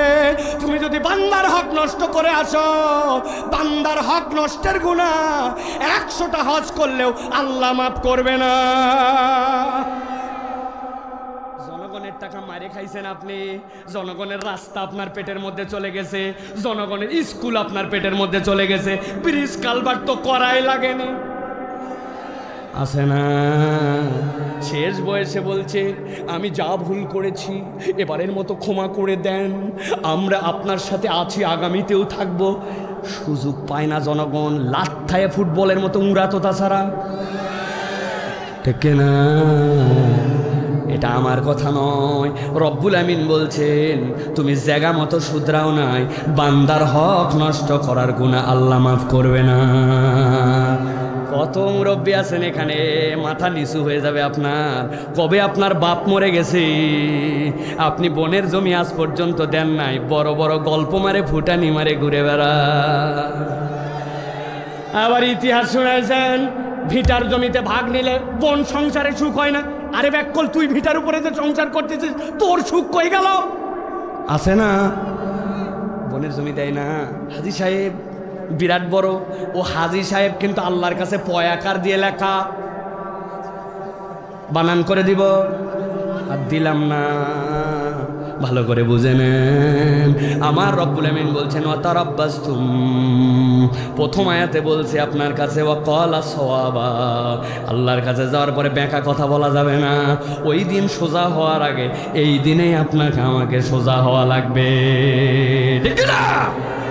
কত মানুষ আছে এই জায়গায় জানে না, কে বলো এই জায়গায় হাত তোলো। মা আসফালা মিনাল কাবাইনি দারি ফিন্নার, টাকনুর নিচে তোমার যা যাবে ওইটা জাহান্নামে যাবে, নবী বলছে। কিন্তু আজ পর্যন্ত টাকনুর উপরে কাপড় উঠলো না। আগামী ঈদের থেকে যেটা বানাবো ইনশাল্লাহ উঠাবনি, ইনশাল্লাহ উঠাবনি করতে করতে 30 বছর পার হলো, ওর টাকনুর উপর উঠে না। কেননা টাকনুর উপর উঠলে ওকে আনস্মার্ট লাগে, আছে না? আপনি তারাব্বাসতুমের দলের মধ্যে আছেন, বক্কর চক্কর করে যাবেন, কিন্তু ওই জায়গায় যাওয়ার পর আলো মিলবে না। এতদিন হয়ে গেল, কত ওয়াজ শুনলাম, কত কিছু শুনলাম। এই মিয়া দাড়ি নাই কেন আপনার? আমার বউ পছন্দ করে না। যেই বউ আপনার দাড়ি পছন্দ করে না 40 দিনের মধ্যে ওই বউকে বিদায় করা আপনার জন্য দায়িত্ব। বলবেন কোথাতে ফতুয়া পেলেন? কোরআন থেকে পাইছি। নবীজি সাল্লাল্লাহু আলাইহি ওয়াসাল্লামের ব্যাপারে আল্লাহ বলছেন ওয়া ইন্নাকা লা আলা, আরবি যে জানে মোতালা করে তারকিব মিলায় দেখবেন, লা আলা খুলুকিন আযীম।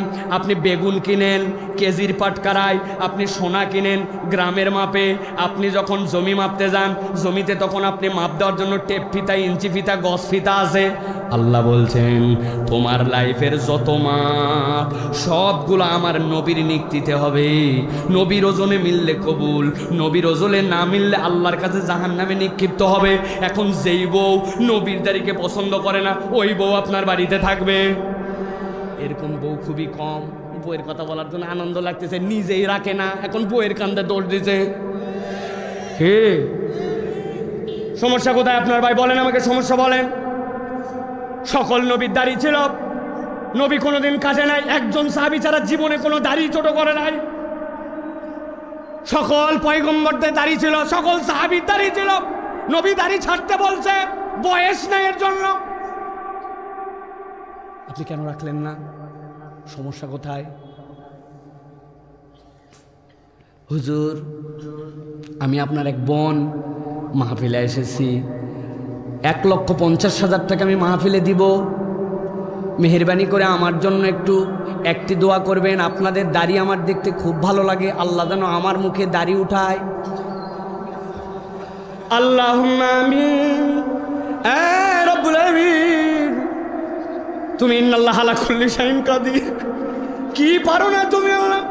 আল্লাহ আমার বোন 1.5 লক্ষ টাকা দিয়েছি, লক্ষ লক্ষ মানুষকে নিয়ে হাত তুললাম, মেহেরবানি করে আমার বোনের মুখে তুমি দাড়ি উঠাইও। সারাদিন এই আমিনার দোয়া করলে মহিলার মুখে দাড়ি উঠবে। ঘুমায় গেছেন আপনারা? দাড়ি উঠবে। কোনো মহিলা আপনার এরকম বেকুব আছে নাকি 1.5 লক্ষ টাকাতে দাড়ির দোয়া নিবে? কিন্তু মহিলার দাড়ি ওঠে না, আর আপনি দাড়ি কাটে মহিলা সাজেন কে? কি সমস্যা আপনার? আর কিভাবে বুঝাবো আপনাকে? বলেন হুজুর এই কথা আপনারা সবাই খালি এই একই ওয়াজ পাইছেন। ওয়াজ করার কারণ আছে।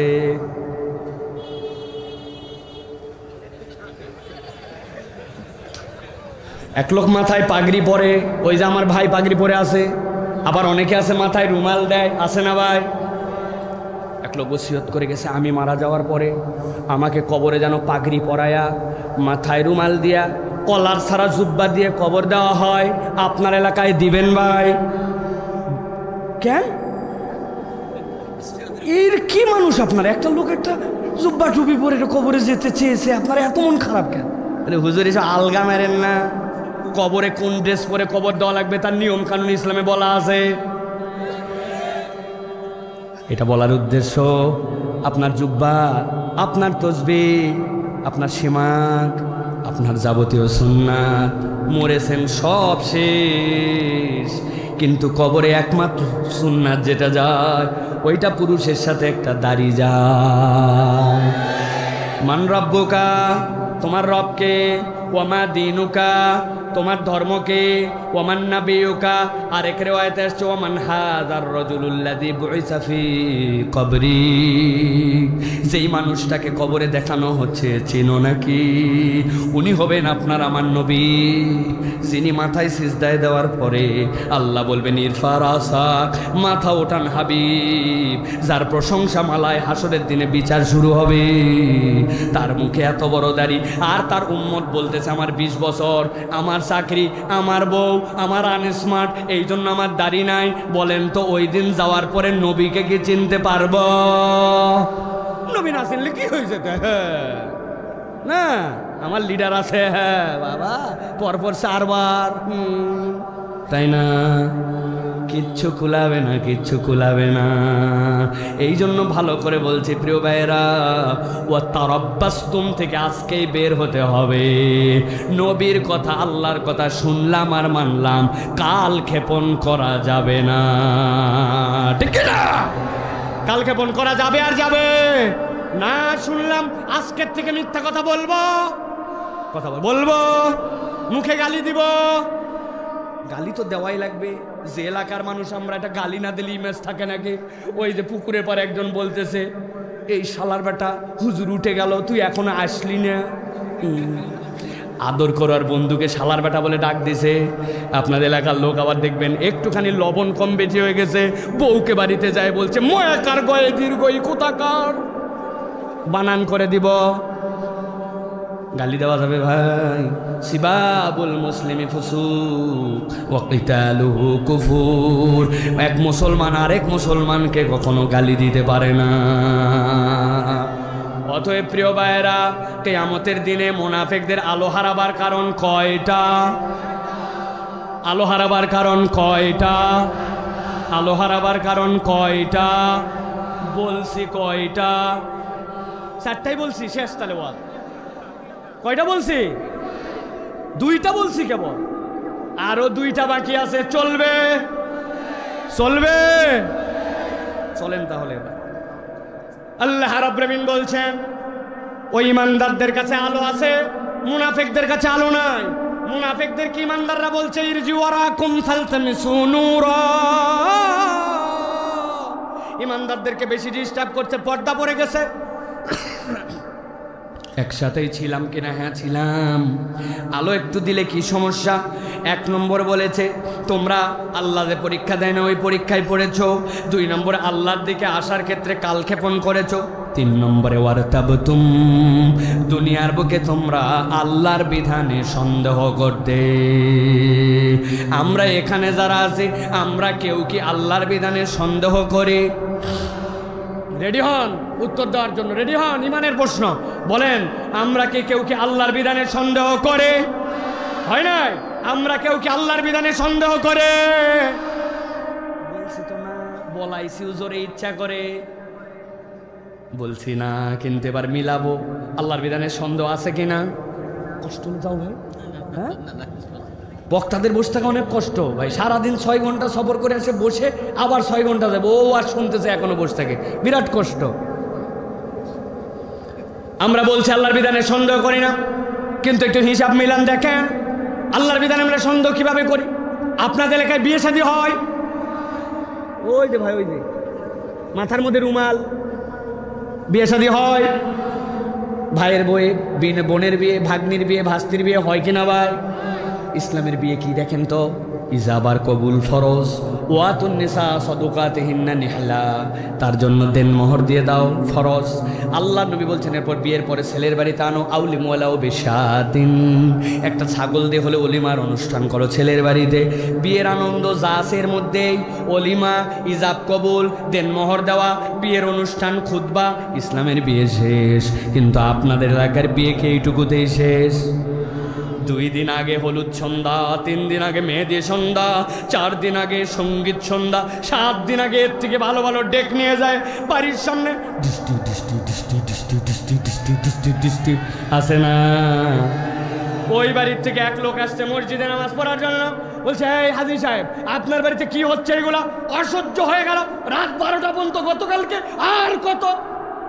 বাবা বাবা বাবা শোনো, প্রত্যেক বাড়িতেই বিয়ে শাদী হয়, 2 দিনের একটা ব্যাপার, বাচ্চা কাচ্চা মানুষ, বিয়ে তো একবারই হয়।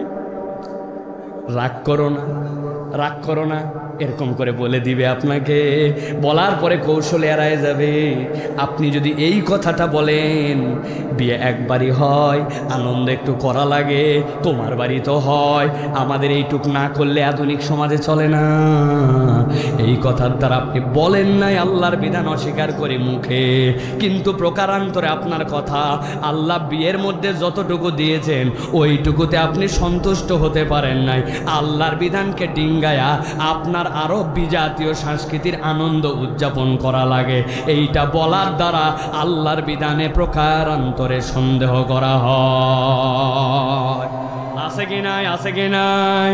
তাহলে আপনি আমি যে একটু আগে বলছিলাম যে আমাদের সমাজের মধ্যে এরকম নাই, কিন্তু এরকম আপনি খুঁজে দেখেন, এরকম ঘটনার কোনো শেষ নাই। একের পর এক যদি আপনি খুঁজতে থাকেন, ঘরে ঘরে ইসলামের বিধানে সন্দেহকারী আছে। এই মুরাব্বি, আপনি কেন এখনো দাদনের ব্যবসা করেন, সুদে টাকা লাগান কেন? বলছে রাখো মিয়া, this is modern world, import export, bank, বিমা, সব জায়গায় সুদ, আর তুমি এই ওয়াজ করার জন্য। চাচা আপনি কি ব্যাংক? না। আপনি বিমা? না। আপনি ইম্পোর্ট? না। আপনি এক্সপোর্ট? না। তা আপনি নিজে নিজে টাকা লাগান, এই কাজ আপনি বাদ দিলে তো পারেন, ব্যাংকালা ব্যাংকের হিসাব দিবে। বলছে অত বুঝাতে আসো না, নামাজের সময় হয়ে গেছে, তোমার সাথে এখন ঝগড়া করতে পারবো না আমি। নামাজের পরে একজন আসছে, বলছে বাবা 1000 টাকা দেন। বলছে টাকা নাই হাতে। বলছে বাবা রে বড় বিপদে আছি, 1000 টাকা দেব। টাকা নাই হাতে বললাম। বলছে মুরব্বী ভুল বুঝছেন আপনি, মেয়ে আজকে সোমবার 1000 টাকা দেন, আগামী শুক্রবার 1250 টাকা রিটার্ন করব। বলছে বেকুব কোথাকার, মানুষের হাতের টাকা থাকে নাকি? বাড়ির চল। বাড়িতে নিয়ে চলে গেছে, যাওয়ার পরে 1000 টাকা দিছে। দেওয়ার পরে বলছে লাগলে আরো বল, তোর চাষিও কিন্তু এই ব্যবসা করে, তবে যা করবি তাড়াতাড়ি কর। মাগরিবের আজান হয়ে যাচ্ছে, ছোট দিনের বেলা, আমি কিন্তু তাকবীরে উলার সাথে জামাত ধরবো। আসরের নামাজ পড়ে আসে, দাদনে সুদে টাকা লাগায়া দাড়ি টুপিওয়ালা মুরব্বী মাগরিবের নামাজ তাকবীরে উলা ধরতে চায়। এরকম মুনাফিক মার্কা মুসলমান আমাদের সমাজে আছে কিনা? আমার আল্লাহ রাব্বুল আলামিন বলছেন ওয়ারতাবতুম ওয়া গররাতকুমুল আমানি হাত্তা জামরুল্লাহ।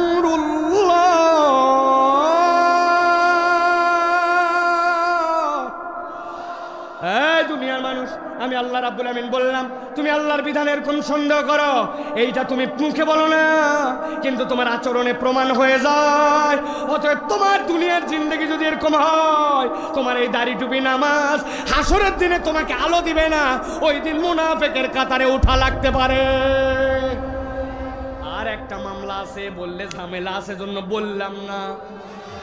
হ্যাঁ ঝামেলা লাগাবেন নাকি? আমরা না বলা যাবে না ভাই, বলবো। এক শ্রেণী আছে আমাদের সমাজে, নামাজের ইসলাম ভাল লাগে, রোজার ইসলাম ভাল লাগে, হজের ইসলাম বছরে একবার ভাল লাগে, উমরা তো বছরে 3 বার পর্যন্ত অনেকের ভাল লাগে। কিন্তু উনাকে যদি বলেন ইসলামের যে কোরআনুল কারীম আল্লাহ দিয়েছেন, এটার মধ্যে ইসলামের প্যানাল কোড আছে, কেউ যদি চুরি করে তার শাস্তি আছে, কেউ যদি ব্যভিচার করে তার শাস্তি আছে, কেউ যদি ব্যাংক লুট করে হাওয়া করে দেয়, দেশের টাকা বিদেশে পাচার করে তার শাস্তি আছে। আসেন আমরা কোরআনের আইন দিয়া দেশটা চালায়, এটাও তো আল্লাহর দেওয়া আইন। সাথে সাথে বলবে মনে করছিলাম এই বক্তা দলের না, কিন্তু হাফিজ কাকানলো রে। আছে না ভাই?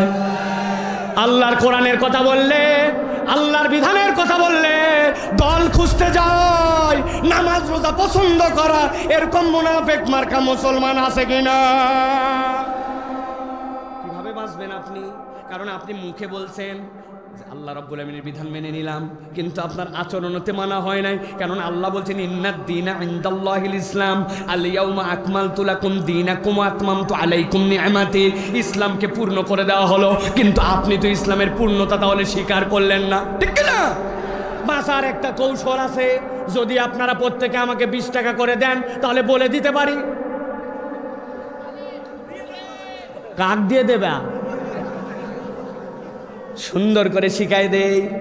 নতুন করে আজকের থেকে বলবেন আমানতু বিল্লাহি ওয়া মালাইকাতিহি ওয়া কিচ্ছু কিচ্ছু কুতুবিহি। কি বলবেন? আল্লাহ আগের থেকেই বলে আসছি, আমি সব মানি না, কিচ্ছু কিচ্ছু কুতুবিহি।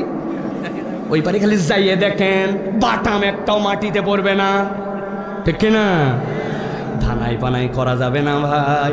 আমানতু বিল্লাহি ওয়া মালাইকাতিহি ওয়া কুতুবিহি, আল্লাহর কিতাবের সব স্বীকার করছি। কবে আল্লাহর দিন কায়েম হবে, কবে প্যানাল কোড বাস্তবায়ন হবে, কবে সেই সংবিধান হবে আমার জানা নাই, কিন্তু আমি স্বীকার করি আল্লাহর বিধানের উপরে কোনো বিধান নাই, এর নাম ঈমান। এইটা না মানলে আপনার নামাজ রোজায় কেবল ঈমান হয় না, ঈমান হয় না, ঈমান হয় না, ঈমান হয় না। আমার আল্লাহ রাব্বুল আলামিন বলছেন তাহলে এটা 3 নম্বর। বুঝে না বুঝে মাতব্বরি করে পণ্ডিতি খাতায় কোনোভাবে আল্লাহর বিধানের ব্যাপারে কোনো কথা বলা যাবে? যাবে? 4 নম্বরে আল্লাহ রাব্বুল আমিন বলছেন ওই মানুষগুলার জন্য হাসরের দিনে আলো হারাবার কারণ ঈমানদাররা এবার বলে দিবে তাদের জন্য ওয়াগররাতকুমুল আমানি হাত্তা জা আমরুল্লাহ ওয়াগররাকুম বিল্লাহিল গরুর। আমার আল্লাহ বলছেন ওই মানুষগুলা দুনিয়ার বুকে এমনভাবে শয়তানের দ্বারা প্ররোচিত হয়েছিল, আল্লাহকে এমনভাবে ভুলে গিয়েছিল, চোখের মধ্যে তাদের এমন মরিচিকা লাগছিল, আল্লাহর বিধানে সমস্যা খুঁজে পায়। বয়স হয় নাই, এখন পারা যায় নাকি, এই সমাজে কেমনে চলে, কিভাবে আমি পারবো।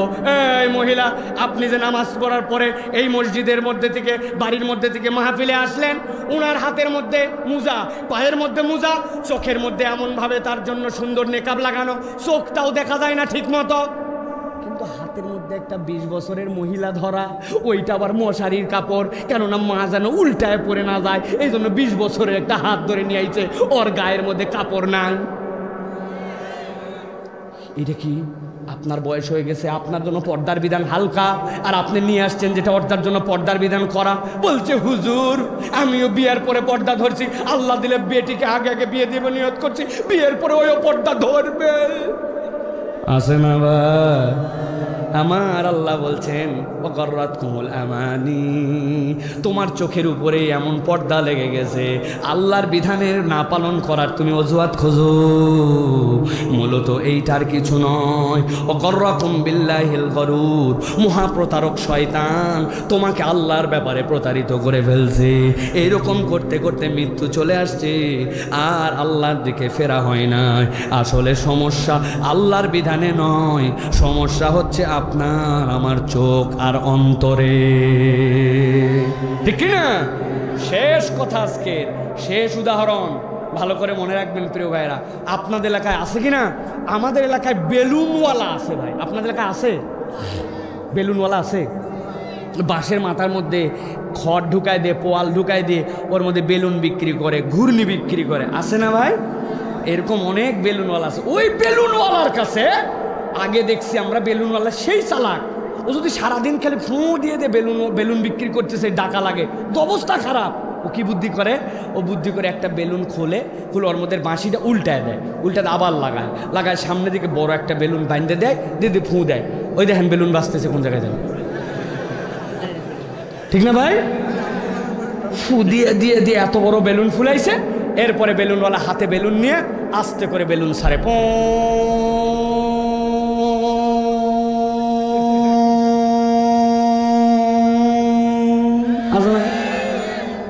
ওই বেলুনওয়ালার কাছে আমি দেখছি আগে 2 টাকা দামের একটা চশমা পাওয়া যেত, এখন আর বিক্রি হয় না সেভাবে।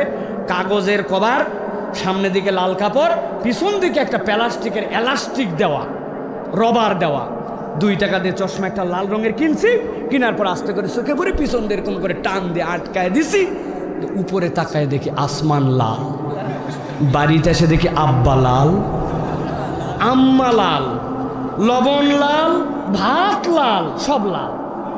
খানিকক্ষণ পরে চিন্তা করছি, না এই লালের নেশা তো শেষ, এখন আবার 2 টাকাতে একটা হলুদ চশমা কিনছি। যেই না হলুদ লাগাইছে, আসমান হলুদ, আব্বা হলুদ, আম্মা হলুদ, ভাত হলুদ, তরকারি হলুদ, লবণ হলুদ, হলুদে হলুদ। ভাই আপনাদের কাছে বুঝে থাকলে শেষ কথা আজকে উত্তর দিতে হবে, আসলে কি আমার আব্বা লাল, আম্মা হলুদ, আসমান লাল, লবণ হলুদ? যে যার কালারে আছে, সব কালার ঠিক আছে, কিন্তু আমার চোখের রং লাল অথবা হলুদ। আল্লাহর বিধান আল্লাহর বিধানের জায়গায় ঠিক আছে, শয়তানের প্ররোচনায় আমার অন্তর পরিবর্তন হয়ে এখন আল্লাহর বিধানের সমস্যা দেখে। সমস্যা আল্লাহর বিধানে নয়, সমস্যা আপনার আমার চোখ আর অন্তরে, ঠিক না? ওই চোখটাই মুনাফিকের চোখ। আর ওই চোখটাকে যদি পরিবর্তন করতে হবে, কি দিয়ে পরিবর্তন করতে হবে?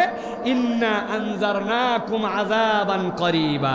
এই মাহফিল অন্য কোনো কারণে আয়োজন করা হয় নাই, মাহফিল আয়োজন করা হয়েছে আল্লাহর আসন্ন আযাবের ভয়ে বান্দাদেরকে তৈরি করা। 2টা উত্তর যদি দিতে পারেন, বুঝবো আপনারা মাহফিলে পুরা কথাগুলো বুঝেছেন। কিয়ামত কি কায়েম হয়ে গেছে? যারা বললেন না ঘুমে গেছে। কিয়ামত কি কায়েম হয়ে গেছে? আমি কি আপনাদেরকে বলছি যে চিৎকার করে বলেন? আমি বলছি আপনার ঠোঁটে আপনি উচ্চারণ করে বলেন, কিয়ামত কি কায়েম হয়ে গেছে? আল্লাহকে মুনাফিক আর ইমানদারদের মধ্যে আলাদা করে দিছে? সুবহানাল্লাহ। আলোচনা বুঝে ফেলছেন তাহলে আপনারা। ইমানদার মুনাফিক আলাদা হয় নাই, কিয়ামত হয় নাই, কিন্তু যা বর্ণনা গেল চারটা চিত্র কিয়ামতের আল্লাহ আগেই জানায় রাখলেন। একটা বান্দাও যেন ওই দিন ধরা না খায়। রব্বুল আলামিনের কাছে প্রত্যেকটা বান্দা যেন ওই দিন নিষ্কৃতি পেয়ে যায়। এই জন্য প্র্যাকটিসের জন্য ইন্না আনজারনাকুম আযাবান করিবা, একটা নিকট আযাবের কথা তোমাদেরকে জানাই দেওয়া হলো। তাহলে যেই দয়াবান রহমান আপনাকে আমাকে এটা জানালেন, তিনি হচ্ছেন আপনার আমার রব আল্লাহ। শেষ কথা, এই কোরআন হৃদয়ে যেন থাকে, এই কোরআনের দীক্ষা যেন বনে ঢোকে। এর জন্য নবী করিম সাল্লাল্লাহু আলাইহি সাল্লামের মুহাব্বত বাড়াতে হবে। যেই উম্মতের হৃদয়ে নবীর মুহাব্বত নাই, ওই উম্মতের হৃদয়ের মধ্যে কোরআন ঠিক মতো থাকবে না, ইসলামের বিধান ঠিক মতো থাকবে না। অনেকে আছে ফরজ নামাজটা পড়েই চলে যায়, আল্লাহর নবীর সুন্নাত আদায় করে না, মনে করে এটা তো ফরজ নয়। কিন্তু আপনার সুন্নতের পাবন্দি না থাকলে আল্লাহর কাছে ফরজ ইবাদত কবুল হবে না।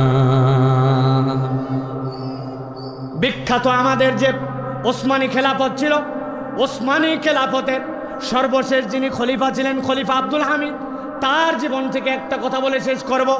খলিফা আব্দুল হামিদ তার জীবন থেকে এমনভাবে সুন্নাতের পাবন ছিলেন, তার জীবনের মধ্যে ইসলামকে এমনভাবে পছন্দ করেছিলেন, বাইতুল মুকাদ্দাসকে দখল করে নেওয়ার জন্য ইহুদিরা ট্রিলিয়ন ট্রিলিয়ন টাকা দিয়ে তার কাছে অফার করেছিল।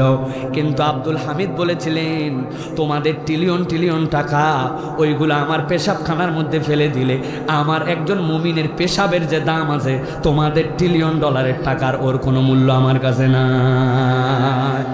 বাদশা আব্দুল হামিদ একটা অদ্ভুত অভ্যাস তার মধ্যে ছিল, অদ্ভুত অভ্যাসটা তার জীবনে তিনি বাস্তবায়ন করতেন। হঠাৎ করে তার যে রাজত্ব, ওই রাজত্বের খেলাফতে প্রত্যেক দিন প্রজারা তার সাথে দেখা করতে পারত। এক প্রজা একদিন আসছে, আসার পরে বলছে, আমার সাথে বাদশা নামদারের একটু কথা আছে। কি কথা? বলে, যে কথা আছে সেই কথাটা কাগজে লিখে নিয়ে আসছি, এই কথাটা একটু বাদশার কাছে পৌঁছায় দাও। বলে, মিয়া তোমার হাতের লেখা পৌঁছানো বাদশার পড়ার সময় আছে নাকি, আগে তুমি বলো কি কথা। বলছে, যেমন তেমন কথা নয়, বাদশার কাছে আমার অনেক টাকা পাওনা আছে, ওই টাকা নেওয়ার জন্য আসছি। বলছে, বাপ রে, কোন মহাজন রে, বাদশা তার গোলামের কাছে, তার রাজ্যের একজন সাধারণ জনগণের কাছে টাকা পায়, তুই কত বড় মরদ। বলছে, এটা মনে হয় মাথায় ডিস্টার্ব আছে, ধরে বান। তবে একটা কাগজ দিছে, ওই কাগজটা বাদশার টেবিলের মধ্যে তার উজির রেখে দিছে। বাদশার চোখে কোনো এক সময় পড়ে গেছে, কি রে, এর মধ্যে লেখা আছে, বাদশা আব্দুল হামিদ, আপনার কাছে আমার কথা আছে। এমন একজন পৃথিবীর ব্যক্তি, যেই ব্যক্তির কোনো তুলনা নাই, সেই ব্যক্তি আপনার কাছে আমাকে পাঠাইছে। বলছে, এই চিঠি কার? বলে, অমুক একটা লোক। বাদশা বলেন না মাথার ডিস্টার্ব। বলছে, আপনার সাথে দেখা করে আপনার কাছে নাকি টাকা পায়। বলছি, যে ব্যক্তির মতো তুলনা কেউ নেই, সে আমার কাছে পাঠাইছে, সে কে রে? আমি তো খলিফা আব্দুল হামিদ, তাকে পাঠাও দেখে। ওকে ধরে আনছে। আসসালামু আলাইকুম। আসসালাম। কতদিন ধরে আছে? কয়েকদিন। লোকজন আপনার সাথে কথা বলতে দেয় না, আপনার সাথে জরুরি কথা আছে। কি কথা? বলে, বাদশা আমি বহুদিন ধরে ব্যবসা করতাম, ব্যবসা করে বরকত ছিল, হঠাৎ করে কিছু ঋণের মধ্যে পড়ে গেলাম। এরপরে আমার সেই মালগুলা সমুদ্র ডুবি হয়ে গেল। যাওয়ার কারণে আমি ব্যবসার মধ্যে আমার বিরাট বড় ধোঁকা খেয়ে গেলাম। আমার ব্যবসায় তো দেউলিয়া হয়ে গেলাম, ঋণ আর শোধ করতে পারি না। বলছি, তুমি না একটু আগে বললে বাদশা টাকা পায়, এখন তুই না দেউলিয়া হয়েছিস, তার গল্প শোনাচ্ছিস। বলছে, কথা শোনো। বাচ্চা বলছে, কথা শোনো। কি বলে? বলে, আমি রাত্রেবেলা শুয়ে আছি, শুয়ে শুয়ে ঘুমায় আছি, আর চিন্তা করতেছি, জীবনে কোনো দিন মানুষকে ধোকা দিয়ে ব্যবসা করি নাই, জীবনে কোনো দিন মানুষকে প্রতারণা করি নাই। মানুষের এই টাকা ঋণ নিয়েছি, এটাও আমি ফেরত দিব না এরকম নয়, কিন্তু আমি টাকা পাবো এখন কই? ঘুমের মধ্যে দেখি আমার নবীজি সাল্লাল্লাহু আলাইহি ওয়াসাল্লাম স্বপ্নের মধ্যে আমাকে বলতেছে, ও ব্যবসায়ী, as-sadiqul আমিন, কেউ যদি আত-তাজিরুল আমিন হয়, সৎ ব্যবসায়ী হয়, সে তো সিদ্দিকদের সাথে, শুহাদাদের সাথে থাকবে। আমি তোমাকে বলতেছি, তোমার এই ঋণ নিয়ে চিন্তা করতে হবে না। তুমি বাদশা আব্দুল হামিদের কাছে যাবে, যাওয়ার পরে বলবে, বাদশা আব্দুল হামিদ, আল্লাহ নবী সাল্লাল্লাহু আলাইহি ওয়াসাল্লাম আপনার কাছে আমাকে পাঠাইছেন, আর বলছেন আমার আব্দুল হামিদকে বলবা সে প্রত্যেক দিন রাত্রে ওজিফা করে আমার কাছে দরুদ প্রেরণ করে তারপরে ঘুমায়, কিন্তু অমুক রাত্রে সে আমার কাছে ওজিফা না করেই কেন ঘুমাইছিল। আর বলবা তোমাকে জানো তোমার ব্যবসার বরকতের জন্য আবার কিছু তোমাকে সাহায্য করে। বাদশা আব্দুল হামিদ মসনদে বসা ছিলেন, লাফ দিয়ে দাঁড়ায় গেছেন, দাঁড়ায় বলছেন তুমি এদিকে আসো, এদিকে আসো। বাদশার যারা পরিষদ তারা অবাক হয়ে গেছে, একজন সাধারণ প্রজার কোথায়, বাদশা দাঁড়ায় গেছে, কি ব্যাপার, ঘটনা তো নিশ্চয়ই ব্যতিক্রম কিছু। তুমি আমার কাছে আসো, আরেকবার বলো তো কি বলছো। বলে শোনেন, আমার কাছে নবীজি বলছেন আমার আব্দুল হামিদকে বলো সে প্রত্যেক দিন ওজিফা করে, দরুদ পরে ঘুমায়, কিন্তু এই রাত্রে সে ওজিফা না করে ঘুমাইছে, আর তাকে একটু বলো সে যেন তোমাকে তোমার ব্যবসার ঋণ মুক্তির জন্য কিছু সহযোগিতা করে। বাদশার সাথে সাথে ডয়ের টান দিয়েছেন, টান দেওয়ার পরে যা হাতে আসছে সবগুলা তাকে দিয়েছেন, দিয়ে বলেন আবার বলো তো নবী কি বলছে। বলে বাদশা নামদার, নবী বলছেন আমার আব্দুল হামিদকে বলো সে যে প্রত্যেক দিন ওজিফা করে, ওই রাত্রে আমার জন্য দরুদ না পড়ে শুয়ে গেছি। বাদশা আবার হাতের কাছে যা পাইছে আবার দিছে, বলে আবার বলো তো নবী কি বলছে। বলে বলো আমার আব্দুল হামিদ সেই এই পর্যন্ত বলে বাদশা আবার দিছেন। সাথে সাথে তার সাথে যারা ছিল তারা বলে এই লোক তোমাকে বারবার বাচ্চা দিচ্ছে, যা দিছে এতে কি তোমার ঋণ যাবে না। বলে ঋণ যাবে, ঢের যাবে, অনেক যাবে, আমি তোমার জন্য বলে তাহলে হয়েছে তো তুমি যাও। সে যখন চলে গেছে পরিষদ বলছে বাদশা আপনার কি হলো এমন। বলে এই লোক মিথ্যা বলে নাই, শোনো শোনো সভাসদ, আমি প্রত্যেক দিন আমি গোপন আমল হিসাবে এশার নামাজের পরে আমার নবীর প্রতি কিছু দরুদ সালাম পেশ করে তারপরে শুই। ওই দিন রাজ্যের ক্লান্তিতে সত্যি আমি দরুদ সালাম প্রেরণ করি নাই, আমার নবী তার উম্মতের একটা দরুদ সালাম পর্যন্ত খবর পায়। এই লোককে দিয়ে আল্লাহ নবী আদরের বার্তা পাঠাইছে, আমার আব্দুল হামিদ আমার রাজ্য পুরাটা দিয়ে দিতে পারি। আমার নবী যদি কাউকে বলে একবার আমার আব্দুল হামিদ, ওই নবী তো সেই নবী যেই নবী আপনার আমার জন্য কাঁদে, ওই নবী তো সেই নবী যেই নবী হাসরের দিনে আদমের কাছে উম্মত যাবে, আদম আলাইহিস সালাম বললেন পারবো না, আমার আল্লাহর এরকম রাগ কখনো দেখি নাই। আল্লাহ বলছিলেন লা তাকরাবা হাযিহি শাজারাতা, এই গাছের কাছে যাস না, আমি ওই নির্দেশ মানতে পারি না। মুসার কাছে যাবে, মুসা বলবেন পারবো না, ঈসার কাছে পারবো না। আল্লাহ নবী মাকামে মাহমুদে সিজদায় পড়বেন, নবীজি এমন কাঁদা কাঁদবেন, এমন হামদ করবেন যেই হামদ আগে কেউ করে নাই, পরে কেউ করে নাই। আল্লাহ বলবেন ইফারাসাত, মাথা উঠান। এরপরে নবীকে বলা হবে আপনি যার পক্ষে সুপারিশ করবেন কবুল করা হবে। ওই সময় নবী নিজের কথা ভাববে না, নবী উম্মতের কথা ভাববে। আর ওই উম্মত নবীকে মহব্বত করে না, নবীর কথা মতো চলে না, নবী যেভাবে তাকে কোরআন দিয়ে গেল ওই কোরআন অনুসরণ করে না। এই নবীর সুপারিশ কি তাহলে আমাদের জুটবে? এই জন্য বলবো ভাই, মুনাফেকের চরিত্রতে সরতে হবে। 2 নম্বরে কোরআনওয়ালা হতে হবে। 3 নম্বরে নবীর মোহাব্বত হৃদয়ের মধ্যে জাগরুক করতে হবে। রাজি আছেন? রাজি আছেন? রাজি আছেন? আল্লাহুম্মা আমিন।